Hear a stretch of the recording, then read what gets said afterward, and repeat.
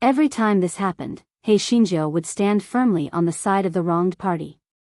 That person felt that everyone in the world had abandoned him, but Yun Shujo trusted him at this time. She suddenly felt that Jin Meili was actually passable. Half a month later, 4 of Hei Xinjia's 8 team leaders successfully hooked up. Of course, she didn't choose them randomly. She felt that these 4 were better than the other 4. Moreover, there was another important reason. Commander Zhong favored the other 4. During this period, something else happened. For some reason, Princess Mei Yan's wedding was postponed to next year. Commander Zhong had no choice but to cancel his trip to the Imperial region to curry favor with her. Yun Shujia's heart stirred when she heard this news. If the wedding was postponed to next year, then it would be best for her to control the Heavenly Phoenix hunting group before then.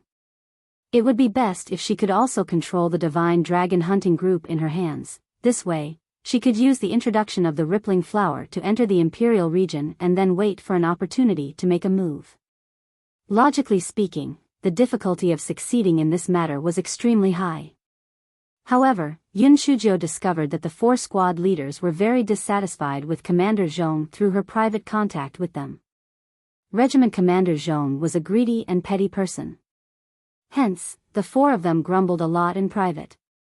Yun Shujo made use of this point. Whenever she had nothing to do, she would instill some opinions in front of them. For example, if she did not erupt in silence, she would die in silence. Another example was that the Marquis General Xiangning had the guts to blah blah blah blah.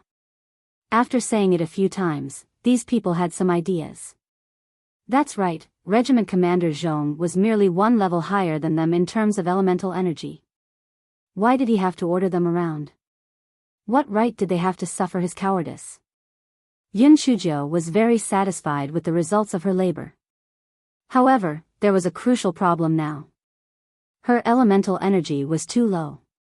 Even if these 4 people instigated a rebellion, they would still not listen to her.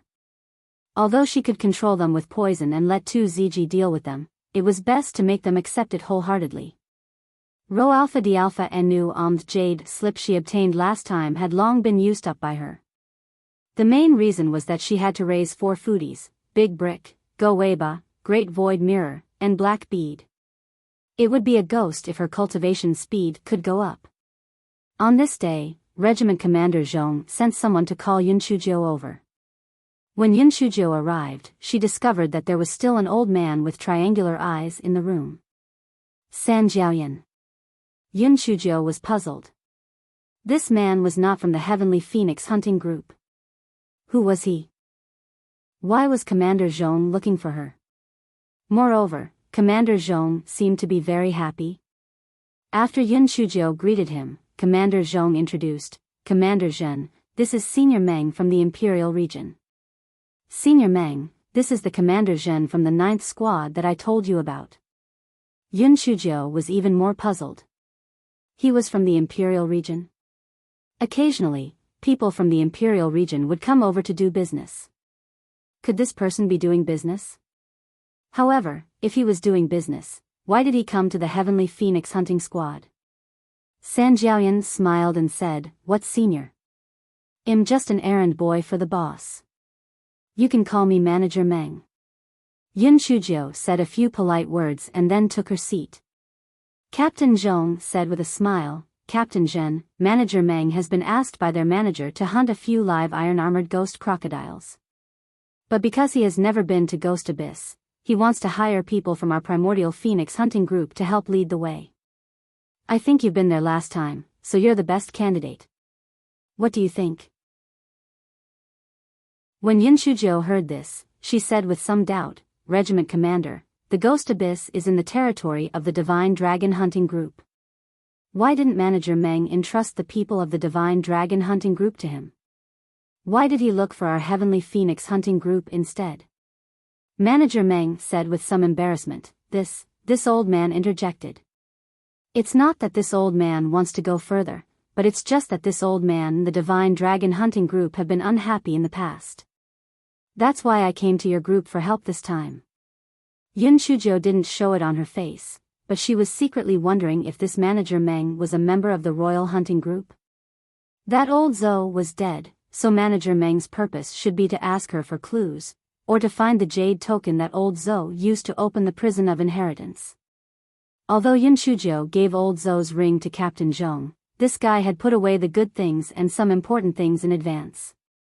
The jade token that could open the prison of inheritance was also in her storage ring. Captain Zhong saw that Yun Shujiu didn't say anything and said unhappily, "Captain Zhen, I was the one who gave you protection when you were cornered. Why are you so stubborn now and don't listen to my arrangements?" Yun Shujiu quickly stood up. She said fearfully, "Captain, I will never forget your great kindness to me. It's not that I don't listen to your arrangements. It's just that the Divine Dragon Hunting Group hates me to death and Gue Yuan is within their sphere of influence. I'm worried that they will ambush people near Gue Yuan. Don't worry about that. I've been looking for trouble recently, attracting the attention of the Divine Dragon Hunting Group to other places. As long as you guys are careful, there won't be any problems." P Alpha and D Alpha No 10 He had received quite a lot of benefits from Manager Meng, so he couldn't be bothered with whether Yun Shujiu was dead or alive. After all, earning money was the real deal. Seeing this, Yun Shujiu could only say, "Then can I bring a companion with me? There are some things that I can't remember clearly, and he can also give me advice." "Of course, you can go back and prepare. Tomorrow morning, you can set off with Manager Meng," Commander Zhong said. Yun Shujiu nodded, then turned around and left. Rho Alpha D Alpha and Nu Om. After Yun Shujiu returned to her residence, she found Short Fatty and 2 ZG and told them about the matter. "Little Jiu, it's obvious that he doesn't have good intentions. He must be looking for us to interrogate Elder Zhou and the inheritance prison. Why don't we run? Let's go back to the base area," the Short Fatty said loudly. Yun Shujiu shook her head. "Since that Manager Meng came looking for us, he must have arranged people around us. We won't be able to escape. Besides, escaping isn't a solution. How about this? Big brother 2 and I will go with them. Second brother, you stay here and wait for us to come back." Seeing Yun Shujiu's resolute attitude, the short and fat man could only agree. The next morning, Yun Shujiu brought 2 ZG and Manager Meng to meet up. Manager Meng brought over a dozen people. It seemed that their elemental energy was not low. It was unknown if they were all people from the Imperial region. Manager Meng politely exchanged a few words before everyone set off. The journey was very smooth. Manager Meng's attitude had always been good. However, 2 ZG found an opportunity to speak to Yun Shujiu. "Little Jiu, these people are definitely from the Royal Hunting Group, because I've seen one of Manager Meng's subordinates in the Royal Hunting Group, but he didn't recognize me." Speaking up to this point, 2 ZG couldn't help but touch his bald ladle. It was really a bitter tear. Yun Shujiu wasn't too surprised, because she had long guessed that these people were most likely from the Royal Hunting Group.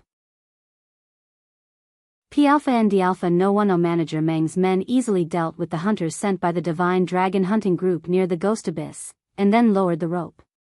Everyone followed the rope down to the bottom of the Ghost Abyss. Manager Meng left 2 people to guard the Ghost Abyss. After walking for a while, Manager Meng said with a fake smile, "Miss Chen, to tell you the truth, I'm a friend of Elder Zhou. Elder Zhou has a special jade token on him. I wonder if you can return it to me?" Yun Shujiu knew that it was useless to deny it, so she took out Elder Zhou's jade token and handed it to Manager Meng. Manager Meng asked about the past again. Yun Shujiu's story was still the same, so Manager Meng believed her. He believed her because he felt that if they had found the inheritance prison and left safely, they must have obtained the inheritance. Since they had obtained the inheritance, there was no need for them to join the Heavenly Phoenix Hunting Group.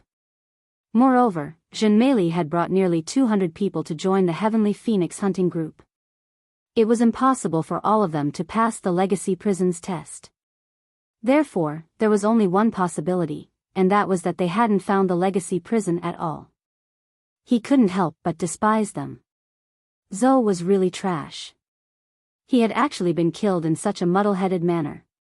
He even had to make a trip here. Manager Meng did not make things difficult for Yun Shujiu because he felt that Yun Shujiu and Tu Ziji would not be able to escape from his grasp at all. They might still be useful in the future if he kept them for now. Manager Meng had his subordinates pick up quite a number of rippling flowers and then walk to the end of the ghost abyss. There were still many vampire bats perched on the black stone wall. The human elemental energy brought by Manager Meng was quite high and soon dispersed those vampire bats. Then, Manager Meng began to use the rippling flowers juice to smear the stone wall. Yun Shujiu watched from the side and was puzzled. From the looks of it, he should have some understanding of the inheritance prison. Since he knew that the skull was to be selected, why didn't he bring some scapegoats? Could it be that he also thought of a way to activate the skull with a talisman? Rho Alpha D Alpha Nu just as Yun Shujiu was thinking, Manager Meng's men had already finished smearing the rippling flowers juice. A round stone door appeared on the stone wall. Manager Meng took out a jade token and injected elemental energy into it. The stone door creaked and then opened. Manager Meng immediately let Yun Shujiu and Tu Ziji enter first. Seeing that there was nothing unusual, he let his men in as well. Yun Shujiu looked at the 3 large blood-red words, Legacy Prison, on the door and felt that life was really fucking amazing. She had actually returned. She wondered if the red skeleton was surprised to see her again. Was it pleasantly surprised? However, Hei Xinjiu was stunned to find that the 3 words, Prison of Heritage, did not turn into a red skeleton like the last time. Instead, there was no reaction at all. Yun Shujiu thought wickedly that the bone spirit could not have been angered to death by her last time, right? At this moment, the angry voice of the red skeleton came from all directions. You are the one who is fucking angered to death. Your whole family is furious to death. Manager Meng and the others were dumbfounded. Who was speaking? Could it be the Qi Ling of the Prison of Heritage? But why would the Qi Ling say such a thing? They immediately knelt on the ground in fear and trepidation, afraid that something was wrong. Yun Shujiu naturally would not kneel. Moreover, she already had nothing to fear. Outside, she was afraid that she could not kill Manager Meng and the others. It would not be good if any of them escaped. However, now that they were in the Prison of Heritage, although they did not officially enter, Manager Meng and the others could not leave either. At worst, she could just kill them all. Seeing that Yun Shujiu didn't kneel down, Manager Meng said coldly, Miss Zhen, why aren't you kneeling? Aren't you afraid of being blamed by the Lord? Before Yun Shujiu could say anything, the red skeleton said angrily, cut the crap. I'm asking if you entered the legacy prison voluntarily? Manager Meng and the others were even more confused. Why was the weapon spirit of the Prison of Inheritance so unique and unique? It was the first time they had seen such a Qi Ling. They did not know that the previous incident was a great humiliation to the red skeleton.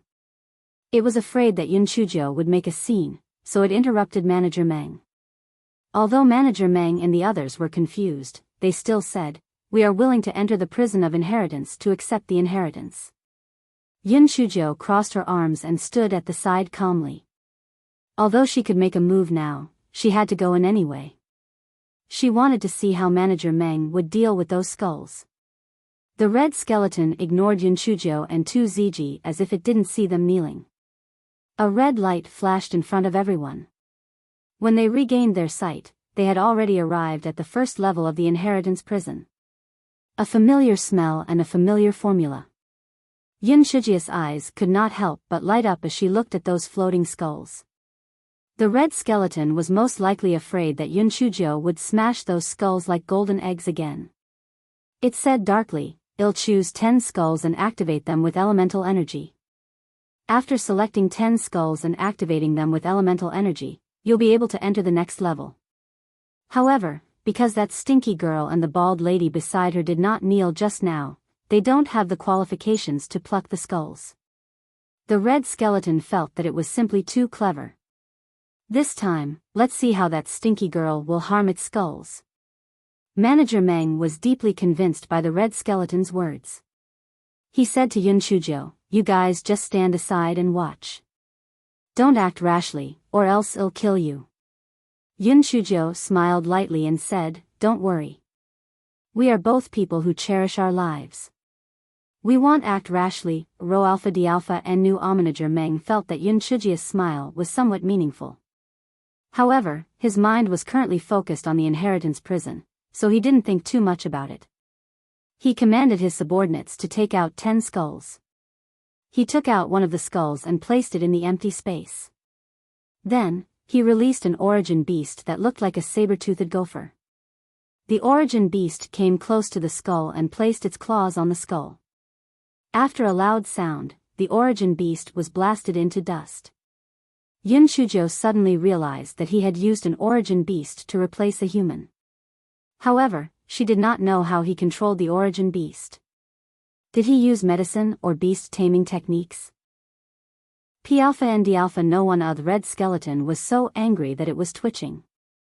It said darkly, opportunistic, shameless. Manager Meng was scolded until his old face turned red. However, he still released the second origin beast. Soon, all 10 skulls were activated. His luck was not very good. None of them contained any treasures.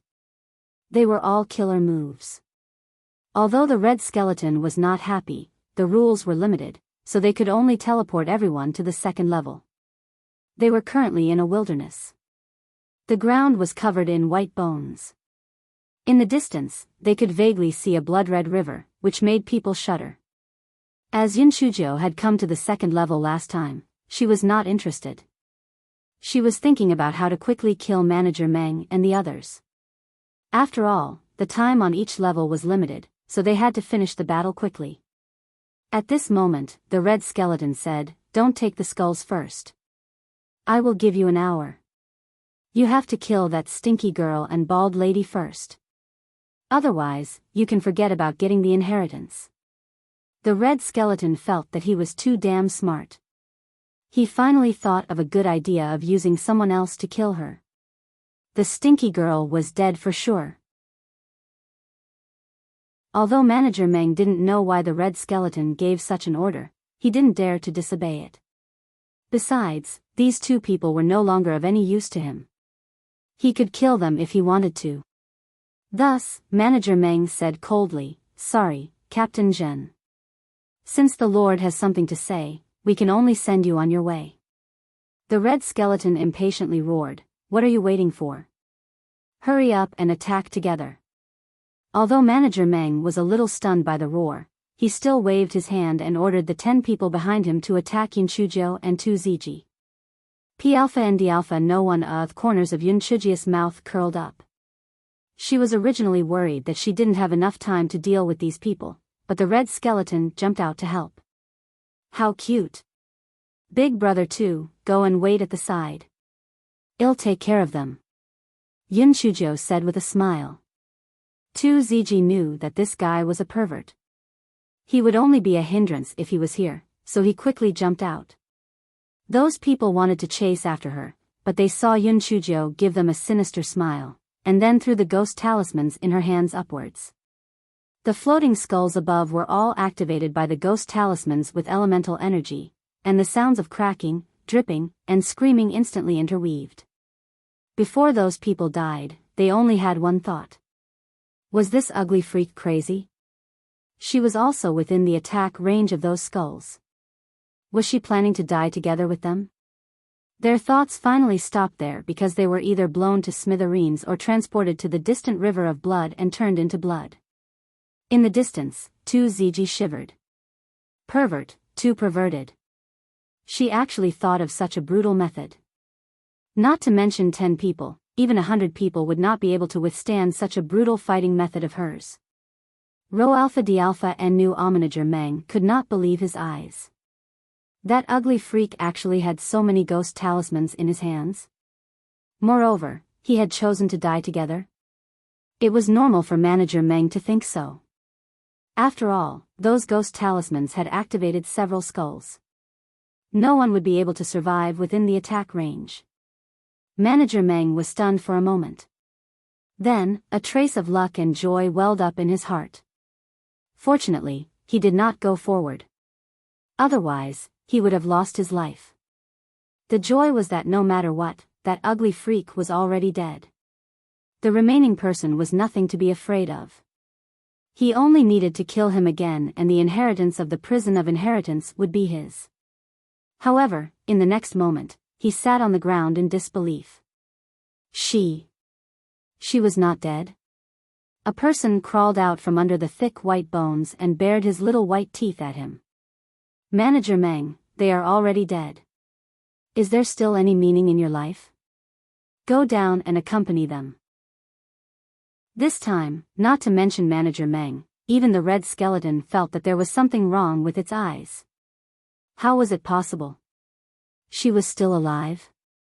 Manager Meng saw Yun Shujiu walking towards him and hurriedly stood up, taking a few steps back. Yun Shujiu spread out her hands. Why are you hiding? Don't worry, I don't have any ghost talismans on me anymore, so I won't blow up those skulls again. Come, let's spar. Although Manager Meng did not believe Yun Shujiu's words, but thinking about it, his elemental energy was much higher than Yun Shujiu's. As long as he finished the battle quickly and did not give her the chance to activate the ghost talismans, then he could get rid of her. Thinking of this, Manager Meng suddenly attacked, the treasured sword in his hand stabbing towards Yun Shujiu's throat.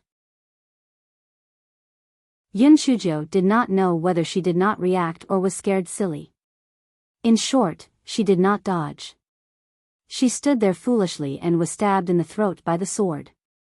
Then, her body fell to the ground. Manager Meng was overjoyed. He did not think that he would be able to kill this wretched girl so easily. Now, he only needed to kill the Baldy and he could continue to pass the trial.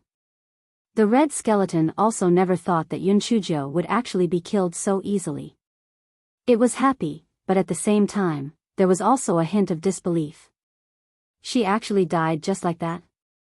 She had not died even after activating so many skulls just now, but now, she was stabbed to death by that idiot with a single sword strike? Right at this moment, Yun Shujiu, who was originally already dead, turned into a corpse.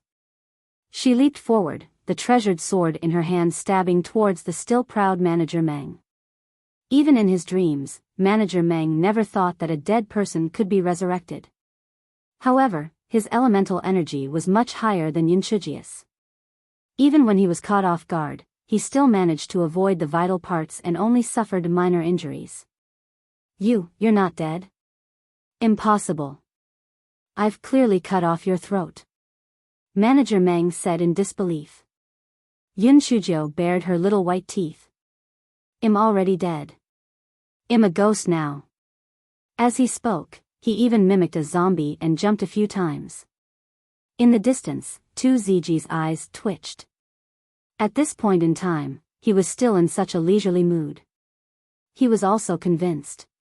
Manager Meng, however, believed him. The main reason was that he had just cut Yun Shujiu's throat. No matter what, she would not be able to survive unless she became a ghost. He took a few steps back in fear, his face pale. Yun Shujiu could not help but wonder. Didn't they say that the ghost clan's people would be destroyed once they died? Why was Manager Meng afraid of ghosts? However, now was not the time to think about this. It was better to kill this old thing first.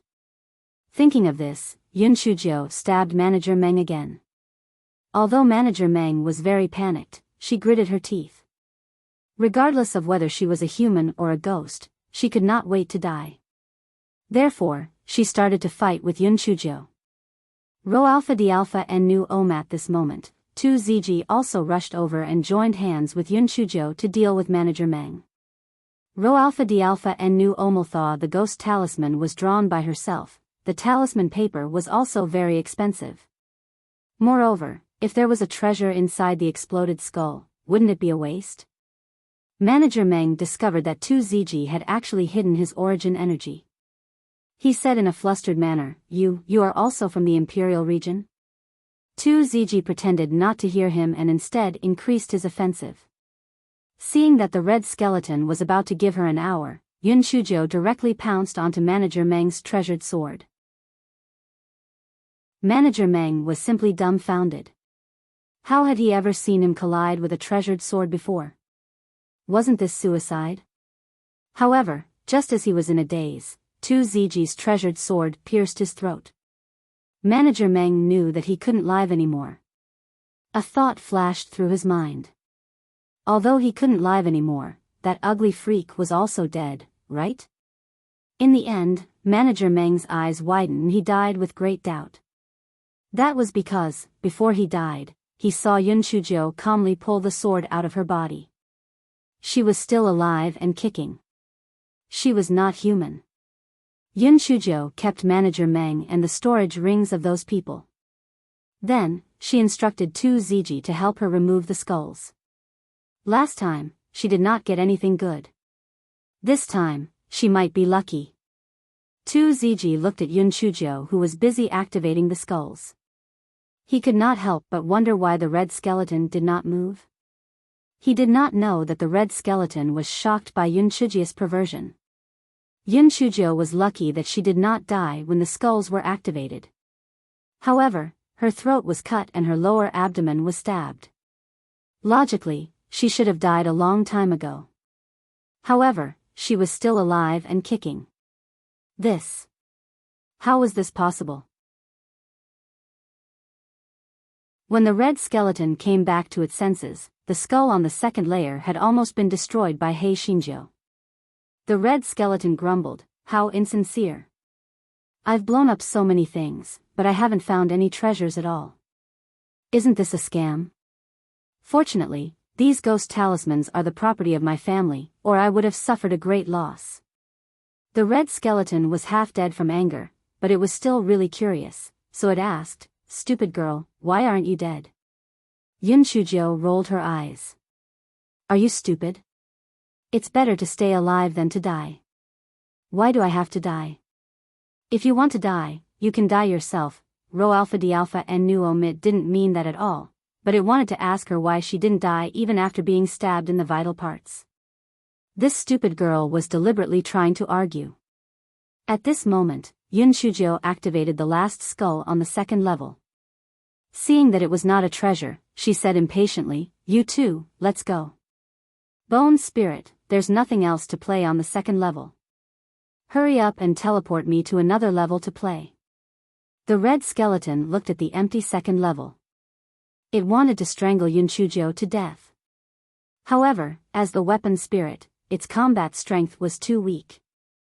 This pervert was not afraid of Qi Ling. It was worried to death. However, the red skeleton suddenly thought of an idea. It would trap the two of them on the second floor. When the time limit was up, they would only be teleported to the 18th floor. At that time, even if this ugly freak could pass the inheritance test again, she would have to give up the inheritance in order to save that baldy. That way, it wouldn't have any losses. It was simply too smart. It must be the most intelligent Qi Ling in the ghost realm. Thinking of this, the red skeleton decided to play dead. It did not say a word, anxious to death that wretched girl. Seeing that the red skeleton did not move for a long time, Yun Shuzhou thought for a moment and understood the red skeleton's plan. She thought to herself that this bone spirit had learned its lesson. What should she do? Should I let it succeed in its plot? Should I enter the treasure mountain and return empty-handed? Rho Alpha D Alpha and Nu Omsh had already been sullen the last time. This time, she had to get some good things back no matter what. However, how could she get the bone spirit to teleport her to another layer? Yun Shuzhou looked around. Finally, her gaze fell on the red river of blood. "Big brother 2, be careful. I'll go over there and take a look." Yun Shuzhou pointed at the river of blood and said to 2ZG. 2ZG knew that this guy was a pervert and nothing would happen to him. Therefore, he nodded and said nothing. Yun Shuzhou strolled to the side of the blood river. The blood river was full of blood-red liquid and emitted a bloody smell. Yun Shuzhou shook her head. She really couldn't eat this thing. Otherwise, she could drink all the liquid in the blood river and the bone spirit would definitely show up.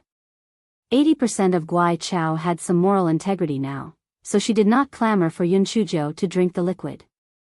If the blood river did not work, how could she force the bone spirit out? Her gaze fell on the thick white bones on the ground again. Otherwise, why would she keep all the white bones? Unfortunately, ever since she arrived in the ghost realm, although the great void mirror had followed her, the ball of yarn had not appeared. Otherwise, she could have kept the white bones into the great void mystic realm. However, it was fortunate that she had dozens of storage rings in her hands. They should be able to hold them. Hence, this fellow began to store the white bones into the storage rings. 2ZG saw Yunchuji's actions from afar. The corner of his mouth twitched. He knew that this fellow was a wild goose that had plucked feathers from wild geese. However, he had to get something useful. Why was he storing the white bones? 2ZG walked up to Yunchujo and asked in puzzlement, "Little Joe, why are you collecting these bones?" Yunchujo raised her voice. She said with a smile, "Big brother 2, isn't there a bone spirit inside? I'll collect all these bones. When I go back, I'll use these bones to refine them into puppets. By then, we can beat up the bone spirit every day. Also, although these bones are not valuable, it's not bad to grind them up and feed them to that bastard. At that time, we can just treat it as feeding that bone spirit to that bastard." Brother 2, are you trying to say that these bones are white and that the bone spirit is red? It's fine. I'll just dye it with some dye. When the time comes, I guarantee that it'll be exactly the same as that bone spirit. The red skeleton's originally smug mood instantly turned into a burning rage. It roared fiercely, "Damned girl, stop. If you don't stop, I won't be polite." "Oh, you're not dead. I thought you felt ashamed to see me and committed suicide." Yunchujo said coldly. "You're the one who's shameless. You're the one who committed suicide. You're the one who's shameless." The red skeleton was so angry that it didn't know what to say. Yunchujo pinched her own face and said faintly, "See? I have a face, and I have a lot of meat. As for you, you really have no face." The red skeleton was instantly rendered speechless. Yes, it really did not have a face. It was just a skeleton. Where did it get a face? Bone spirit, let me tell you this. I have bullied countless Qi-Ling, and people have given me the nickname, Qi-Ling Killer. So, if you know what's good for you, just obediently give me some treasures, and I won't make things difficult for you. But, if you go against me, I'll come again in the future when I have nothing to do. Let's see who can outlast the other." Rho Alpha D Alpha and new armed red skeleton had never seen such a shameless person, and he actually dared to threaten it. It was really angered to death. The red skeleton said in a flustered and exasperated manner, "You're really boasting without fear of losing your tongue. Since you've said so, then you can just take those bones away. Do you think I'm afraid?" Yunchujo spread her hands. "Bone spirit, I originally didn't want to do things so ruthlessly. Since you've said so, then I can only be unkind and unjust. If you don't care about these bones, then what if I destroy the blood river?" The red skeleton was shocked. However, after thinking about it, she had no way to destroy the blood river. What was it afraid of? Therefore, it said darkly, "You destroyed the blood river? You really overestimated yourself." Yunchujo raised her eyebrows. "You don't believe me? TSK, don't you think it's interesting for me to throw these bones into the blood river? If my guess is right, there should be a small amount of devouring water in it, right?" Rho Alpha D Alpha and new armed red skeleton. It wants to strangle this pervert to death. It's so angry. She could think of such a perverted method. She was not human at all. Seeing that the red skeleton did not say anything, Yunchujo picked up a bone and threw it into the blood river. "Go." After throwing it, the red skeleton said to 2ZG, "Brother 2, I have nothing to do. Come, let's see who can throw it farther." The red skeleton cried, "Stop! Stop! You devil! You pervert! The red skeleton felt that its skull was about to explode. It was too infuriating. This wretched girl was full of bad ideas. She actually thought of such a wicked idea. She was right. Besides human blood, there was also a small amount of devouring water in the blood river. If Yunchujo threw all the white bones into the blood river, the devouring water would be used up.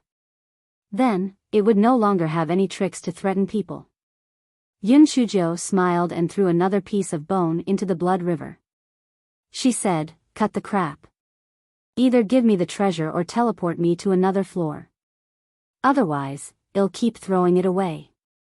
The red skeleton weighed the pros and cons.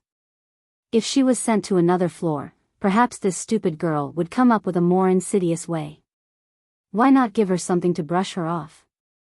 When the time was up, she would be sent directly to the 18th floor. After that, she would get lost.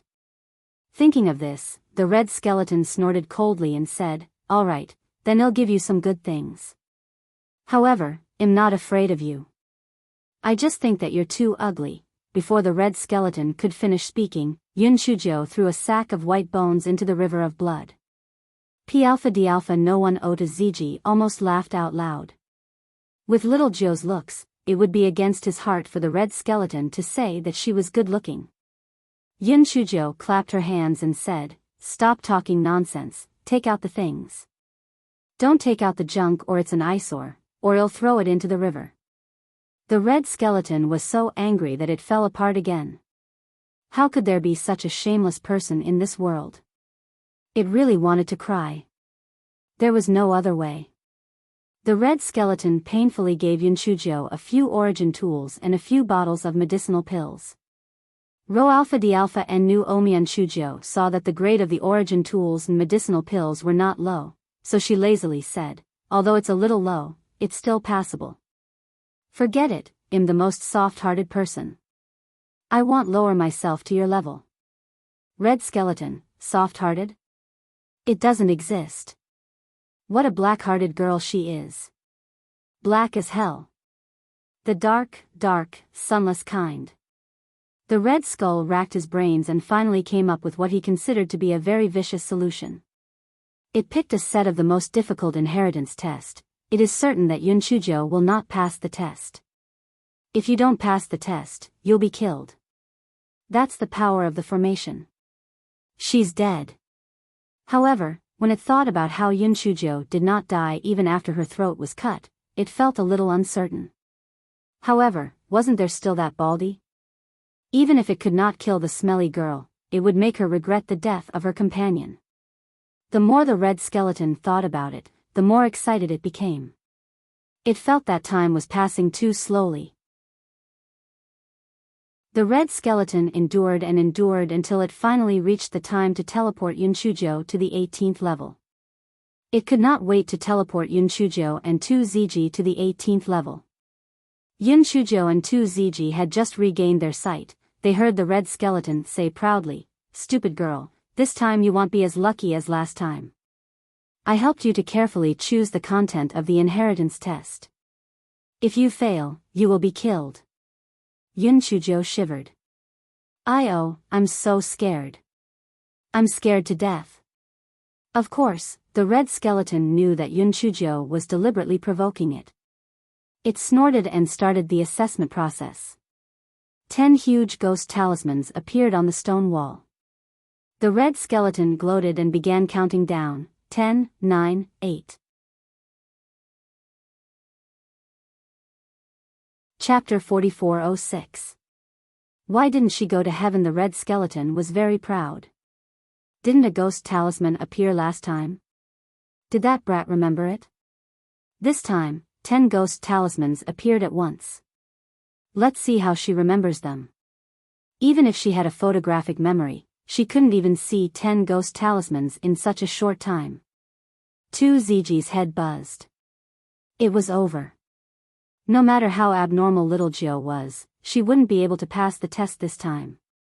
Before 2ZG could regain his senses, the red skeleton had finished counting the 1. Then, more than 100 ghost talismans appeared on the stone wall. Now, find the 10 ghost talismans that appeared just now. If one of them is wrong, you will fail and be killed, the red skeleton said gloatingly. It seemed that it had already seen that wretched girl's frightened look. It really vented its anger. Just as the red skeleton was thinking about it, it heard Yunchujo say clearly, the second from the right of the first row, the eighth, the third from the right of the second row. Yunchujo quickly told it the location of the 9 talismans, and it was all correct. The skull of the red skeleton fell to the ground. It was impossible. How could she be right? However, there was still one more card. She must be wrong. She must be wrong. 2ZG was also very nervous. He clenched his fists. Victory and defeat depended on this one move. The last card is the 9th row, the red skeleton almost laughed out loud. The 9th row? It was clearly the 3rd row. The stupid girl was going to be killed. That bald lady would not live either. It was great. However, at this moment, Yunchujo said, it was a slip of the tongue. The last one is the 4th from the right of the 3rd row. The red skeleton was so angry that it almost died. What slip of the tongue? She did it on purpose. Could a slip of the tongue make the 3rd row into the 9th row? She just wanted to play with it, pervert. Even though the red skeleton was unwilling, it could only announce, you have passed the first test. Now, the second test begins. After the red skeleton finished speaking, 2 pieces of talisman paper appeared in front of Yunchujo and 2ZG. There was a ghost talisman pen and a porcelain bottle of dye used to draw ghost talismans. Draw any 2 ghost talismans that appeared just now. The time limit is 15 minutes. After the red skeleton finished speaking, it almost laughed out loud. It felt that it was too despicable. Drawing 2 ghost talismans in 15 minutes was an impossible task. This was the most perverse test in the ghost talisman inheritance. The red skeleton felt that it was awesome and was so happy that it wanted to sing. In contrast, 2ZG's eyes were dull. There was only one thought in his mind. He was dead for sure. Little Gio was a pervert and probably wouldn't die, but he was a real normal person. He would definitely die thoroughly. At this moment, 2ZG saw Yunchujo take his ghost talisman pen. She held a ghost talisman pen in each of her hands. Then, she took a deep breath and started drawing on the talisman paper with her left and right hands. 2ZG rubbed his eyes. She actually wanted to draw ghost talismans with both hands? How could she complete it? One had to know that the 10 ghost talismans were very complicated. Not to mention drawing with both hands, even if she focused on drawing one, it would be as difficult as ascending to the heavens to complete it in half a minute. The red skeleton curled its lips. Of course, this fellow did not have lips. It only moved its upper and lower jaw. It thought to itself, this ugly freak is really daydreaming. Drawing them with both hands? Why isn't she ascending to the heavens? She is overestimating herself. It was already difficult for her to draw one, yet she was drawing 2 at the same time. It was likely that she had no other choice. Before she died, she wanted to give it her all. TSK, this ugly freak was finally going to die. It was truly wonderful. Chapter 4407. She had really ascended to heaven. The red skeleton was now certain that Yunchujo would not be able to complete it. It was nervous and excited, and its entire skeleton was trembling non-stop. Today was really a good day that was worthy of being recorded in the annals of history. After a while, the red skeleton saw that the talisman that Yunchujo was drawing was actually not burned and destroyed, and she was still continuing to draw.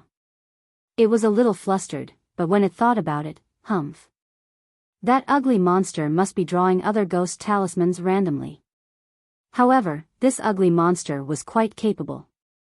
It could actually draw with both hands at the same time. But, so what? Wasn't there still no way to pass the test? It was so pitiful. When it thought about how the ugly monster was going to die, it wanted to secretly lie in bed and laugh out loud. Ha ha ha.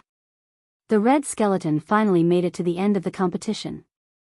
Almost at the same time, Yun Shujo put down the 2 ghost talisman pens in her hands. When the red skeleton saw 2Ziji's dazed expression, even his lips trembled slightly. He was even more certain that Yun Shujo had not completed the test. Just as he was gloating over 2Ziji's misfortune, he saw the symbol that signified that he had passed the test light up. What? Impossible. There must be a problem with the array formation that had been in disrepair for a long time. Why was there a problem at this time? Damn it. Just as the red skeleton was feeling frustrated, it heard Yun Shujo say with a smile, "Bone spirit, are you asleep or dead asleep? Hurry up and announce the results and pass the inheritance to me." The red skeleton said angrily, "What are you shouting for? Do you really think that you passed the second round of the test? This is because the array formation has been in disrepair for a long time and there is a problem." Yun Shujo sneered, "Of course I've passed the second round of the test. It's useless even if you act like a scoundrel. Hurry up and pass the inheritance to me." The red skeleton was so angry that it was laughing. This ugly freak was really thick-skinned. Fine, then she would have nothing to say. Immediately, the red skeleton rolled up the 2 ghost talismans on Yun Shuji's table and stuck them on the stone wall. Then, it displayed the 10 ghost talismans on the stone wall. It said fiercely, "Look at it yourself. What the hell are you drawing? Are they the same? That bald lady, she's blind. Are you blind too? Look, are they the same?" Although Tuzg was very dissatisfied with the red skeleton calling him bald lady, now was not the time to care about this. With a trembling voice, he said, "The 3rd and the 7th on the right are exactly the same as little Nine's drawing. They are exactly the same." The red skeleton sneered, "You guys are really like a nest of snakes and rats. A pair of blind eyes. And you talk like you have a nose and eyes. How are they the same?" The red skeleton's words suddenly stopped because it saw that they were really the same. They were the same. The red skeleton immediately fell apart. 2Zg saw that the red skeleton had stopped talking halfway and asked Yun Shujo, "Little Nine, why isn't that Qi Ling moving?" Yun Shujo curled her lips. "It's most likely falling apart again." When the red skeleton heard the conversation between the two, it finally came to its senses. It felt that the entire skeleton was in trouble. The ugly monster had really gone up to the sky. She had actually succeeded in drawing it, using her left and right hands to draw it. And it was fucking middle grade. This was simply impossible. The red skeleton finally managed to reassemble its scattered bones, but because it was in a trance, it put its head on the wrong side. It announced with difficulty, "The second round of assessment was successful." But, how did you do it?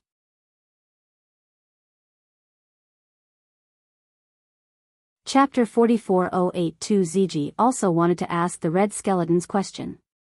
How did little Joe do it? Admittedly, her talent was very amazing, but how did she memorize the 10 ghost talismans in such a short time? Not to mention that she even drew 2 of them. Yun Shujo revealed a sinister smile. Bonehead? You want to know? I won't tell you. Do you think it's infuriating? The red skeleton, it was going crazy. Bone spirit, if you give me some benefits, I'll tell you. Otherwise, you'll be troubled by this problem for the rest of your life. Just thinking about it makes me feel uncomfortable. Hey Shinjo smiled like a wolf with a big tail. The red skeleton fell apart again. Shameless. Too shameless. It had never seen such a shameless person. She had already extorted so many good things from it, yet she still wanted to extort it. Did she have no conscience at all? However, this ugly monster was right. If it did not get an answer today, it would be troubled by this question for the rest of its life. Therefore, it could only give Yun Shujo a low-grade heaven-grade origin artifact painfully. Now, can you tell me? Yun Shujo put the origin artifact into her storage ring. She said with a grin, "You're really stupid. You'll believe me if I tell you?" "I'm not going to tell you. I'll let you be tortured by this question for the rest of your life. You'll be in so much pain that you want to bang against the wall every day." When you think about it, that scene is really beautiful. The corner of 2ZG's eyes twitched. He lit a candle for the red skeleton. It was really unlucky to meet little Joe. The red skeleton roared angrily, "Stupid girl, you are shameless. You are shameless. You are not human.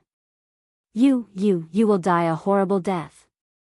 The red skeleton felt that any vicious words could be used to describe this stupid girl. Unfortunately, it could only scold her with these few words. Yun Shujo, on the other hand, laughed crisply. She laughed very happily. "How about this, you give me the inheritance and send both of us out safely. I will tell you the reason. How about it? Don't even think about it. Either you give up on the inheritance, or you leave this bald lady alive. It's impossible to get the best of both worlds." The red skeleton finally found some confidence and said fiercely. Yun Shujo sighed faintly. "Bone spirit, do you think I can't deal with you? Last time, it was because there were too many people, so I couldn't be bothered with you. You want to do this to me again today? Then you really have the wrong idea. Let me tell you, if you don't agree with me today, I will come back alone after I leave. When that time comes, I will be able to successfully take the inheritance." The red skeleton did not doubt the possibility that Yun Shujo had mentioned. Even if she left empty-handed this time, she would definitely come back again. It really had no idea what to do. However, was she going to give in just like that? It seemed a little embarrassing. "Bonehead, if you agree to my conditions, I'll tell you why I passed the ghost talisman test. Moreover, the ghost talisman inheritance has to be passed down sooner or later. Are you going to keep it as a cub?" Yun Shujo pouted and said. The red skeleton paced back and forth on the spot. Should she agree to it? However, it was too sullen. It suddenly stopped and thought of a good idea. Therefore, it sighed and said, "All right, I'll agree to it. You tell me the reason why you passed the ghost talisman test, and I'll pass the inheritance to you. Also, I'll let this bald lady leave with you."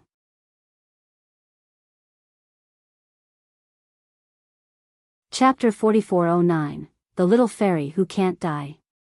Yun Shujia's eyes flashed when she heard the red skeleton's words. "You're not lying to me, right?" The red skeleton swore, "Why would I lie to you? Didn't you already say it? If you return empty-handed, you'll come again next time. I can't afford to offend you." Yun Shujo nodded. "All right, then I'll tell you. The reason why I was able to quickly remember those ghost talismans and draw them with both my hands was because I was a genius. A genius that only appears once in 10,000 years. Ha ha ha. The red skeleton, it just couldn't beat her. Otherwise, it would definitely tear her into pieces, cut her into pieces, dismember her into pieces, grind her bones and scatter her ashes."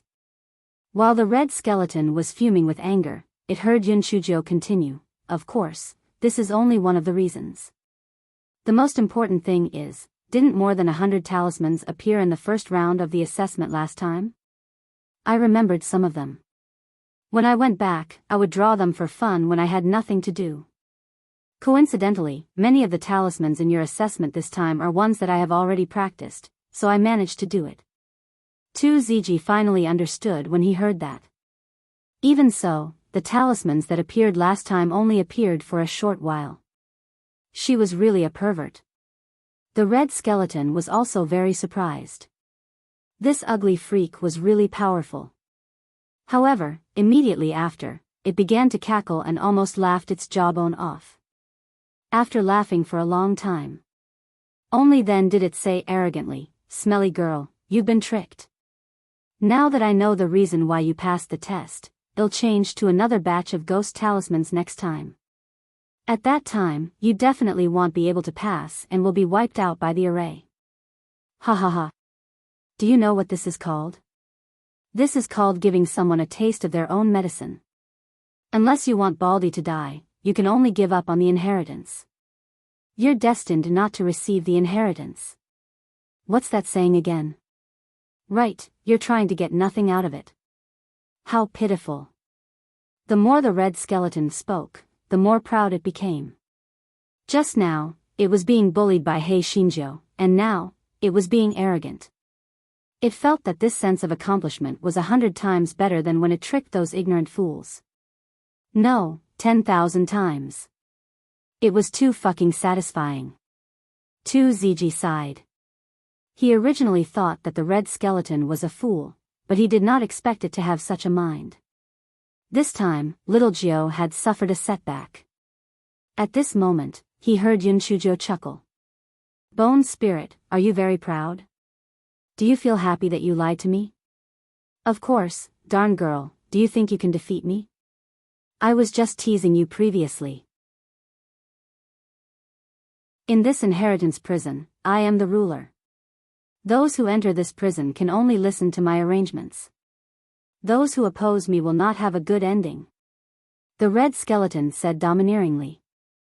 Yunshujo curled the corners of her lips. Do you think that if I come alone next time and fail the inheritance test, you can kill me? You are really naive. You still don't know, right? I'm a little fairy who can't die. Your so-called killing is of no use to me at all. The red skeleton's heart thumped. It recalled that Yunshujo did not die even after her throat was cut off. However, it also thought that the array formation was much more powerful than that. It did not believe that it could not kill her. Yunshujo seemed to have guessed the red skeleton's thoughts. She chuckled and her body turned into countless purple light spots. First, she turned into a stone table, then a ghost talisman pen, then a wisp of mist, and finally, a red skeleton.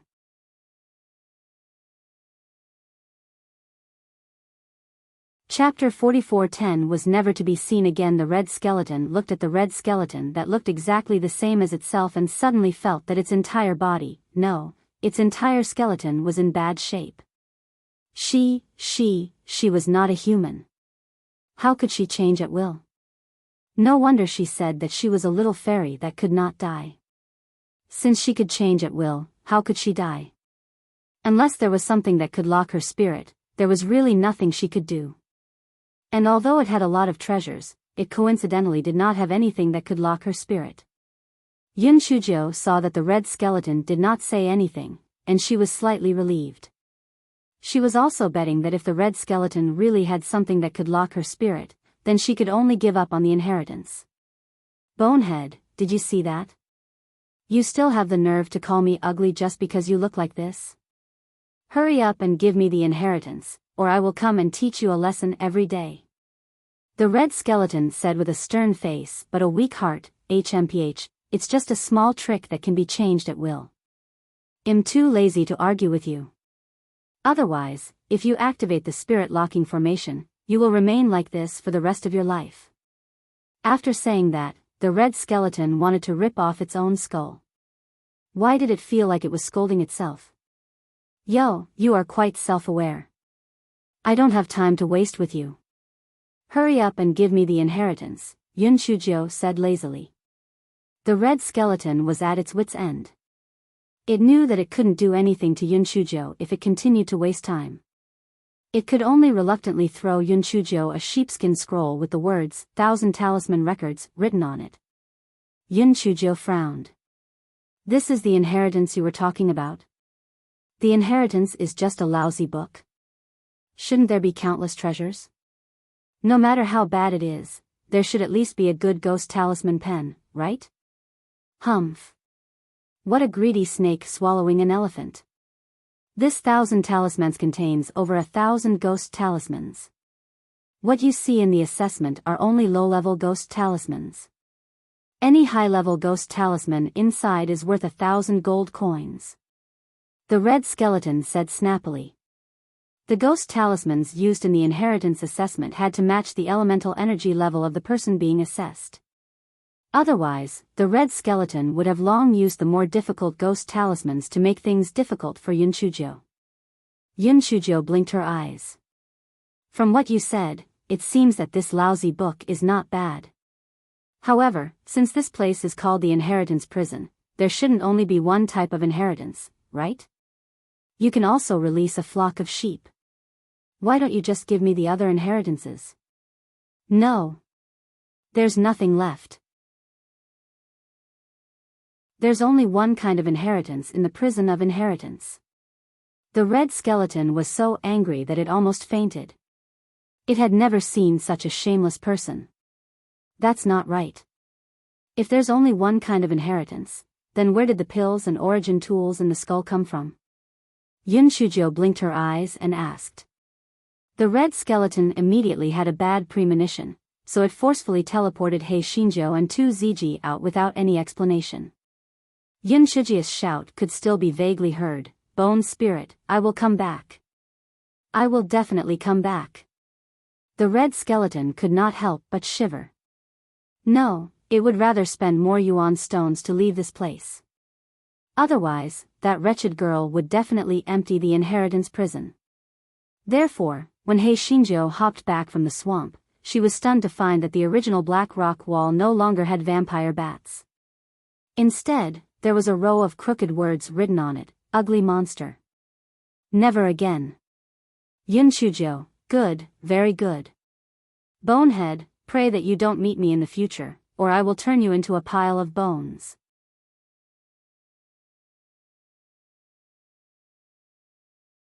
Chapter 44:11 changed the plan. Hei Shinjo cursed the red skeleton dozens of times before instructing 2 Ziji to scrape off the words on the cliff wall. After a while, 2 Ziji saw that Yun Shujia's expression had become a little better, so he asked, "Little Joe, there are still 4 people from Manager Meng above Ghost Abyss. What should we do next?" Yun Shujo rolled her eyes and quickly transformed into Manager Meng's appearance. "Hide first. I'll trick 3 of them down and then kill them," Yun Shujo said to 2 Ziji. 2 Ziji nodded and thought to himself that little Joe's ability to change at will was too abnormal. If not for the shackles of the spirit-locking formation, she would probably be able to fly into the sky. Yun Shujo told 2 Ziji to hide well while she got some blood on her body. Then, she staggered to the edge of Ghost Abyss. When the people above heard the shouting, they immediately asked, "Leader, are you injured? Where are the others?" Yun Shujo sighed, "Don't mention it. Not only did we not find the inheritance prison, but we were also besieged by some high-level origin beasts. Almost all of our brothers died, leaving only 3 seriously injured ones. I really can't bring them here alone. One of them is left above, and the other 3 will come down and help me bring them here." Those people did not suspect him, and immediately 3 people came down along the rope. Yun Shujo brought the 3 people to the place where 2 Ziji was hiding. Suddenly, she thrust her sword at one of them. That person did not expect that Yun Shujo would sneak attack him. He was immediately stabbed and died. The other 2 people cried out in shock, "Leader, you. Yun Shujo naturally would not waste her breath on them. She immediately joined hands with 2 Ziji to attack the 2 people. In the end, Hei Shinjo killed one of them at the cost of 2 more bloody holes on her body and captured one alive. Yun Shujo interrogated him and obtained some information. However, this person's identity was low, so she did not know much. Manager Meng was naturally not a manager. He was a team leader of the 2nd team of the Royal Hunting Group, and the previous Elder Zhou was the deputy team leader. Manager Meng did not receive any news from Elder Zhou for a long time before he brought his men and rushed to the flat field. What made Hei Shinjo angry the most was that according to what this person said, Manager Meng wasn't going for the inheritance at all, but to obtain something. As for what it was, he didn't know.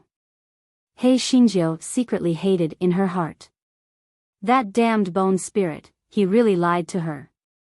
In the end, seeing that there was nothing to ask, Yun Shujo killed the person with a sword. She went to the edge of Ghost Abyss again, found an excuse to go up and kill the remaining person, then dragged 2 Ziji up. "Little Joe, are we going back to the Heavenly Phoenix hunting group now? 2ZG asked. Yun Shujo thought for a moment and said, originally, I planned to first establish myself in the Ping domain and then enter the Imperial region with the matter of offering the rippling flower. But now that Manager Meng has tracked us down, if I enter the Imperial region again and offer the rippling flower, they'll be walking into a trap. So we have to enter the Imperial region in another way. Another way? What way? 2ZG asked, puzzled. Go back with your original identity. In any case, all the people with you are dead. No one will expose your lie. Wasn't there a woman with you back then? I'll transform into that woman's appearance and join the royal hunting group with you. But your elemental energy level is too low. Also, your spirit's soul is different from hers. What if we expose ourselves? Besides, it's been so long. How are we going to explain it when we go back? 2ZG said with a frown.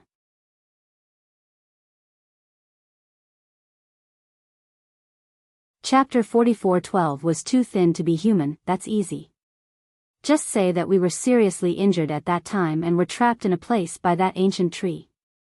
It wasn't easy for us to escape. Other teams have also failed their missions, so although they will be punished, they won't do anything to us. Besides, since I'm seriously injured, it's normal that my spiritual sense is damaged and I can't summon my spirit. Then, well, just act according to the situation, Yun Shujo said. Anyway, she had the identity document of that woman, and they looked exactly the same. As long as she was careful, there wouldn't be any problems. 2ZG saw that Yun Shujo had made up her mind and knew that it was useless to persuade her. He asked, what about that short fatty? Are we just going to leave him in the Heavenly Phoenix hunting group? Yun Shujo curled her lips. Don't worry. That guy cherishes his life the most. Even if he doesn't have us, he can still keep his life. At the very least, he can still escape back to the base area. Let's first find a hidden place and let your hair grow out. Then you can lose weight. It's best if you're so skinny that you can't even look human. This is in line with the saying that we've been trapped for a long time. 2ZG, so skinny that you can't even look human. He felt that in the following period of time, he would be living a life worse than death. This pervert was really convenient. With a casual change, he could become skin and bones. He was about to suffer a death sentence. In the following period of time, Yun Shujo and 2ZG found a hidden valley. Yun Shujo was busy cultivating and increasing her elemental energy, while 2ZG was busy, growing hair and losing weight. After a month, 2ZG relied on the hair growth pills and body slimming pills that Yun Shujo concocted and turned into a skinny pole with long hair draped over his shoulders as he wished. Yun Shujo used all sorts of threats and rewards to entice Big Brick and the other foodies. She made them show mercy and even made them spit out some elemental energy. Finally, they rolled and crawled to raise their elemental energy to the first level of the Yuanzun stage. This fellow felt good about himself. He asked 2ZG confidently, what level is your royal hunting squad's elemental energy usually at? 2ZG looked at Yun Shuji's confident appearance and slowly said, the second level of the Yuanxing realm. Yun Shujo, this fellow counted with his fingers. Was he even 10 levels lower than the royal hunting squad's dregs? Instantly, that little bit of self-confidence was reduced to nothing. However, when this fellow thought about his abnormal physique, he immediately became lively again. The woman that Yun Shujo was pretending to be was called Qing Luo. She was not bad looking, but now, she was skinny and had lost some of her beauty. The two of them relied on their identity documents to smoothly enter the Imperial region. However, everyone that they met looked at Yun Shujo with disdain. After all, the weakest cultivation in the Imperial region was at the 5th level of Yuanzun realm.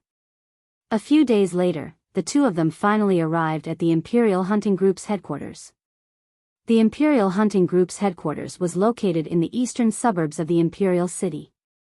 Firstly, there was rich vitality here, and secondly, it was convenient to protect the Imperial City.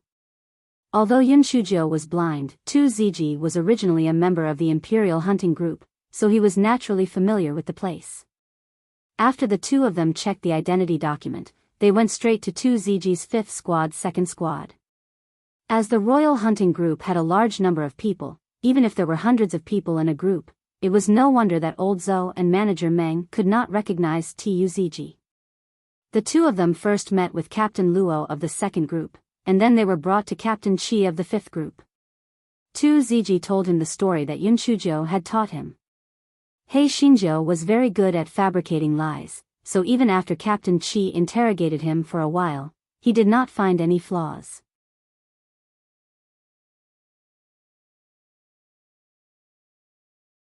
Chapter 44:13 And the Fate of the Big Kitchen. Captain Qi looked at Tu Ziji and Yun Shuji's skinny appearance and believed them even more. He frowned and said unhappily, "A bunch of trash." Both the soul-devouring tree and the spirit-seizing tree failed to complete their missions. How am I going to explain this to the higher-ups? Seeing that the two of you have brought back some useful information, the death penalty can be avoided, but the punishment cannot be escaped. Without a year's salary, Tu Xiaojiu was demoted from a 3rd-grade hunter to a 4th-grade hunter. Qing Luo, your elemental energy is too low right now. You are no longer suitable to be a hunter. Go to the big kitchen and become a servant. When your elemental energy increases, you will become a hunter. He Xinjiu, did she have a fate with the big kitchen for 3 lifetimes? Why was she always sent to the big kitchen? Although she was complaining in her heart, she still thanked them profusely on the surface. After all, her elemental energy was indeed too low right now. She reckoned that following them on missions would be a burden. After Captain Luo brought the two out, he ignored them and directly turned around to leave. During this period of time, Tu Ziji had already told Yun Shujo some of the matters related to the Royal Hunting Group, so Yun Shujo also knew most of it. However, Tu Ziji did not expect Yun Shujo to be punished to be a slave. In addition, he was a hunter, so he had only heard a little about the big kitchen and did not know much about it. He only heard that the big kitchen was very messy. He sighed and said in a low voice, "Let's go. I'll take you to the big kitchen. The big kitchen is very messy. Be careful." Yun Shujo curled the corners of her lips. They should be the ones who should be careful. Tu Ziji thought about it and agreed. Whoever provoked this little pervert would be courting death. Seeing the big kitchen of the 5th team from afar, Yun Shujo let Tu Ziji go and strolled to the big kitchen. At this time, the big kitchen was preparing lunch. Besides the sound of cutting vegetables and cooking, there were also sounds of arguing and laughing. When they saw Yun Shujo enter, everyone looked at her. "Yo, isn't this the cold beauty of our 5th team? Why is she free to wander around our kitchen today? It's not time to eat yet. TSK, how did she become so thin? It's impossible not to be loved by others. What do you think of me?" A fat man said with ill intentions. Yun Shujo had heard from Tu Ziji that Manager Zhang of the big kitchen was a big fat man with a pockmarked face. He was probably the one she was talking about. "Manager Zhang, Captain Qi asked me to temporarily work in the big kitchen. Can you arrange a job for me?" Yun Shujo said lightly. Since she was a cold beauty, she could be cold and aloof. Anyway, it was fine as long as the gigolo was as usual. She was guaranteed to be an ice-cold beauty. Thinking of debeiming, He Xinjia's heart froze. A few months had passed, but the pretty boy had still not made any movements. Was he going to choose a spirit soul, or was he going to give birth to a spirit soul? Why was it taking so long?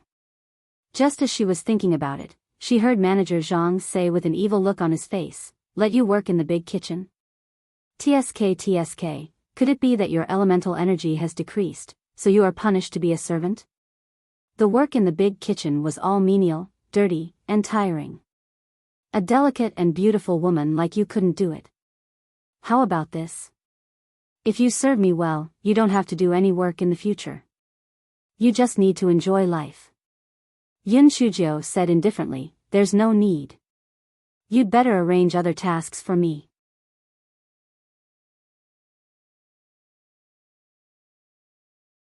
Chapter 44:14 The mute girl. A trace of anger flashed across Manager Zhang's face. However, after thinking about it, he was not afraid that she would not obey him in the future. Hence, he snorted coldly, since you don't know how to appreciate favors, then the task of cutting firewood in the big kitchen will be handed over to you from now on. Mute, bring her to cut firewood. Upon hearing Manager Zhang's words, a woman with red spots on her face walked over. She gestured twice at Yun Chuzhou, indicating to follow her. Yun Chuzhou had heard from Tu Ziji that there was an ugly mute woman in the big kitchen. As she had nowhere to go, she became a servant in the big kitchen. Manager Zhang saw that she did not want a salary. As long as she had food and a place to live, she was allowed to stay. Moreover, the arrangements were all dirty and tiring. That mute woman might really have no place to go, so she stayed even though she had been bullied in the big kitchen. Along the way, neither of them spoke. The mute girl could not speak, while Yun Chuzhou was absent-minded and kept thinking about the gigolo. The Jiguan mountain where they were going to cut firewood was about 10 miles away from the campsite. From afar, it really looked like a Jiguan. Soon, the two of them arrived at the foot of the mountain. As the royal hunting group had been stationed here for a long time, the firewood at the foot of the mountain was all gone, so the two of them could only walk into the mountain. After walking for a full 2 hours, they finally saw the sparse trees that could be used as firewood. The mute girl took out her machete and began to chop. It was clear that she had no intention of communicating with Yun Chuzhou. Yun Chuzhou said with a smile, "Miss, my name is Yingqing Luo. Please take care of me in the future." The mute girl's face stiffened. She thought to herself, hasn't this Yingqing Luo always been very cold and arrogant? Usually, she didn't even look at the servants, so why was she so lively now? Although the mute girl was shocked, she didn't stop moving her hands, as if she didn't hear Yun Chuzhou's words. If an ordinary person was ignored like this, they would have tactfully kept quiet. However, He Xinjiu was never a tactful person. She was holding a machete and chopping wood as she smacked her lips. "Missy, I don't know what your name is, so I'll just call you that from now on. Missy, it's actually quite good to come out to chop wood. At least you don't have to face those bastards, right? Missy, has anyone praised your posture when chopping wood? Missy, why are you walking so fast? Wait for me." The mute girl wished she could shut He Xinjia's mouth. Why did Yingqing Luo turn into a chatterbox? The mute girl was annoyed by Yun Chuzhou, so she stuck her machete into the ground and took out some dry food to eat. Yun Chuzhou went over and said shamelessly, "Miss, is it really okay for you to eat by yourself? Shouldn't you give me half?" Finally, a crack appeared on the mute girl's expressionless face. She gritted her teeth and threw a bun to Yun Chuzhou. Yun Chuzhou ate happily. Even though the kitchen was filled with smoke, the steamed bun was not bad. From that day on, He Xinjiu followed the mute girl up the mountain every day to chop wood. Every time, Yun Chuzhou would be the one making noise. The mute girl would occasionally show a hint of an expression. Yun Chuzhou cursed silently in her heart. This mute girl was simply calm. It was almost the time when the pretty boy was having a fit. However, there was one thing that Yun Chuzhou was sure of. This mute girl had a secret, a big secret. Yun Chuzhou carefully observed the red spots on the mute girl's face. They were not natural at all. Instead, they were dyed with a special medicinal liquid.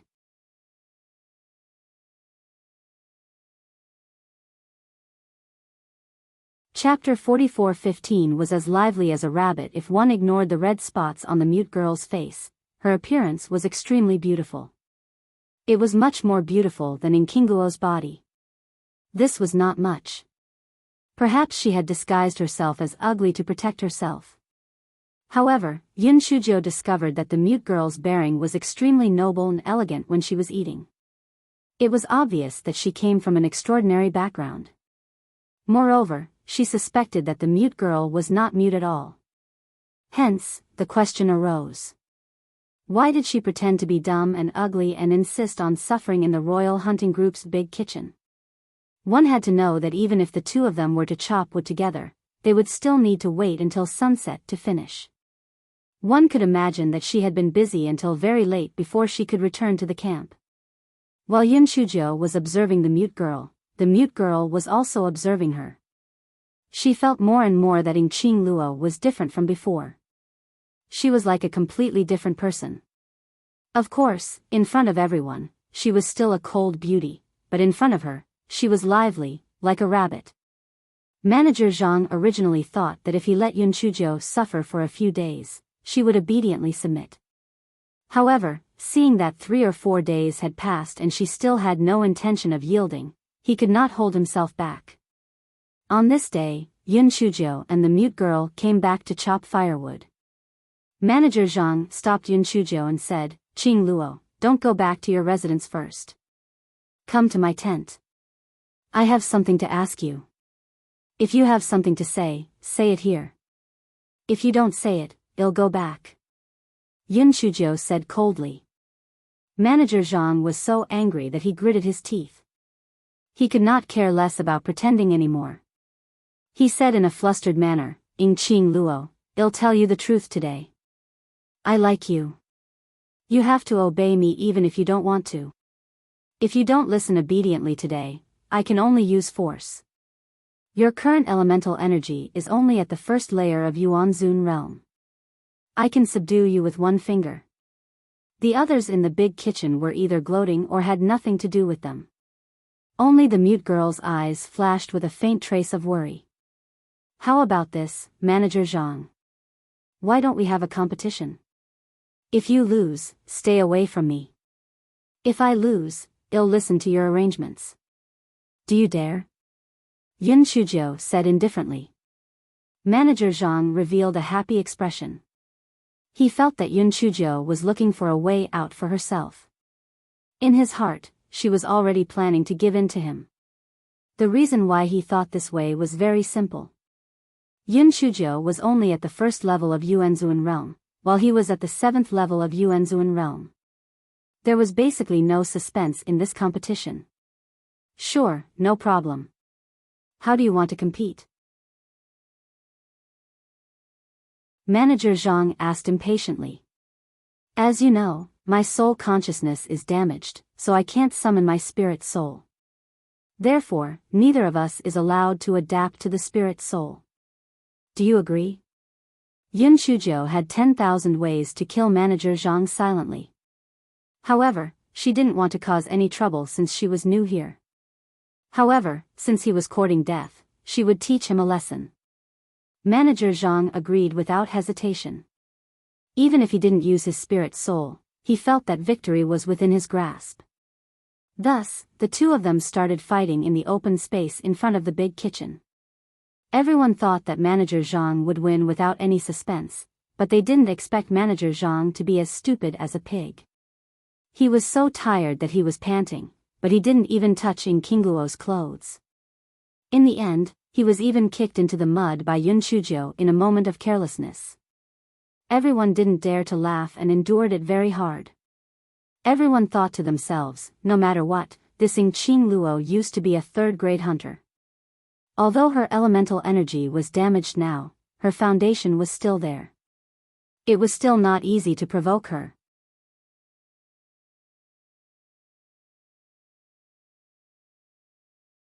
Chapter 44:16 Who exactly is she? Manager Zhang originally wanted to show off his tender feelings for the fairer sex, so he did not use any weapons. Now that he saw that Yun Shujo was not to be trifled with, he angrily took out his large saber and slashed at Yun Shujo. Yun Shujo was unhurried. She took out Qing Luo's treasured sword and fought with Manager Zhang.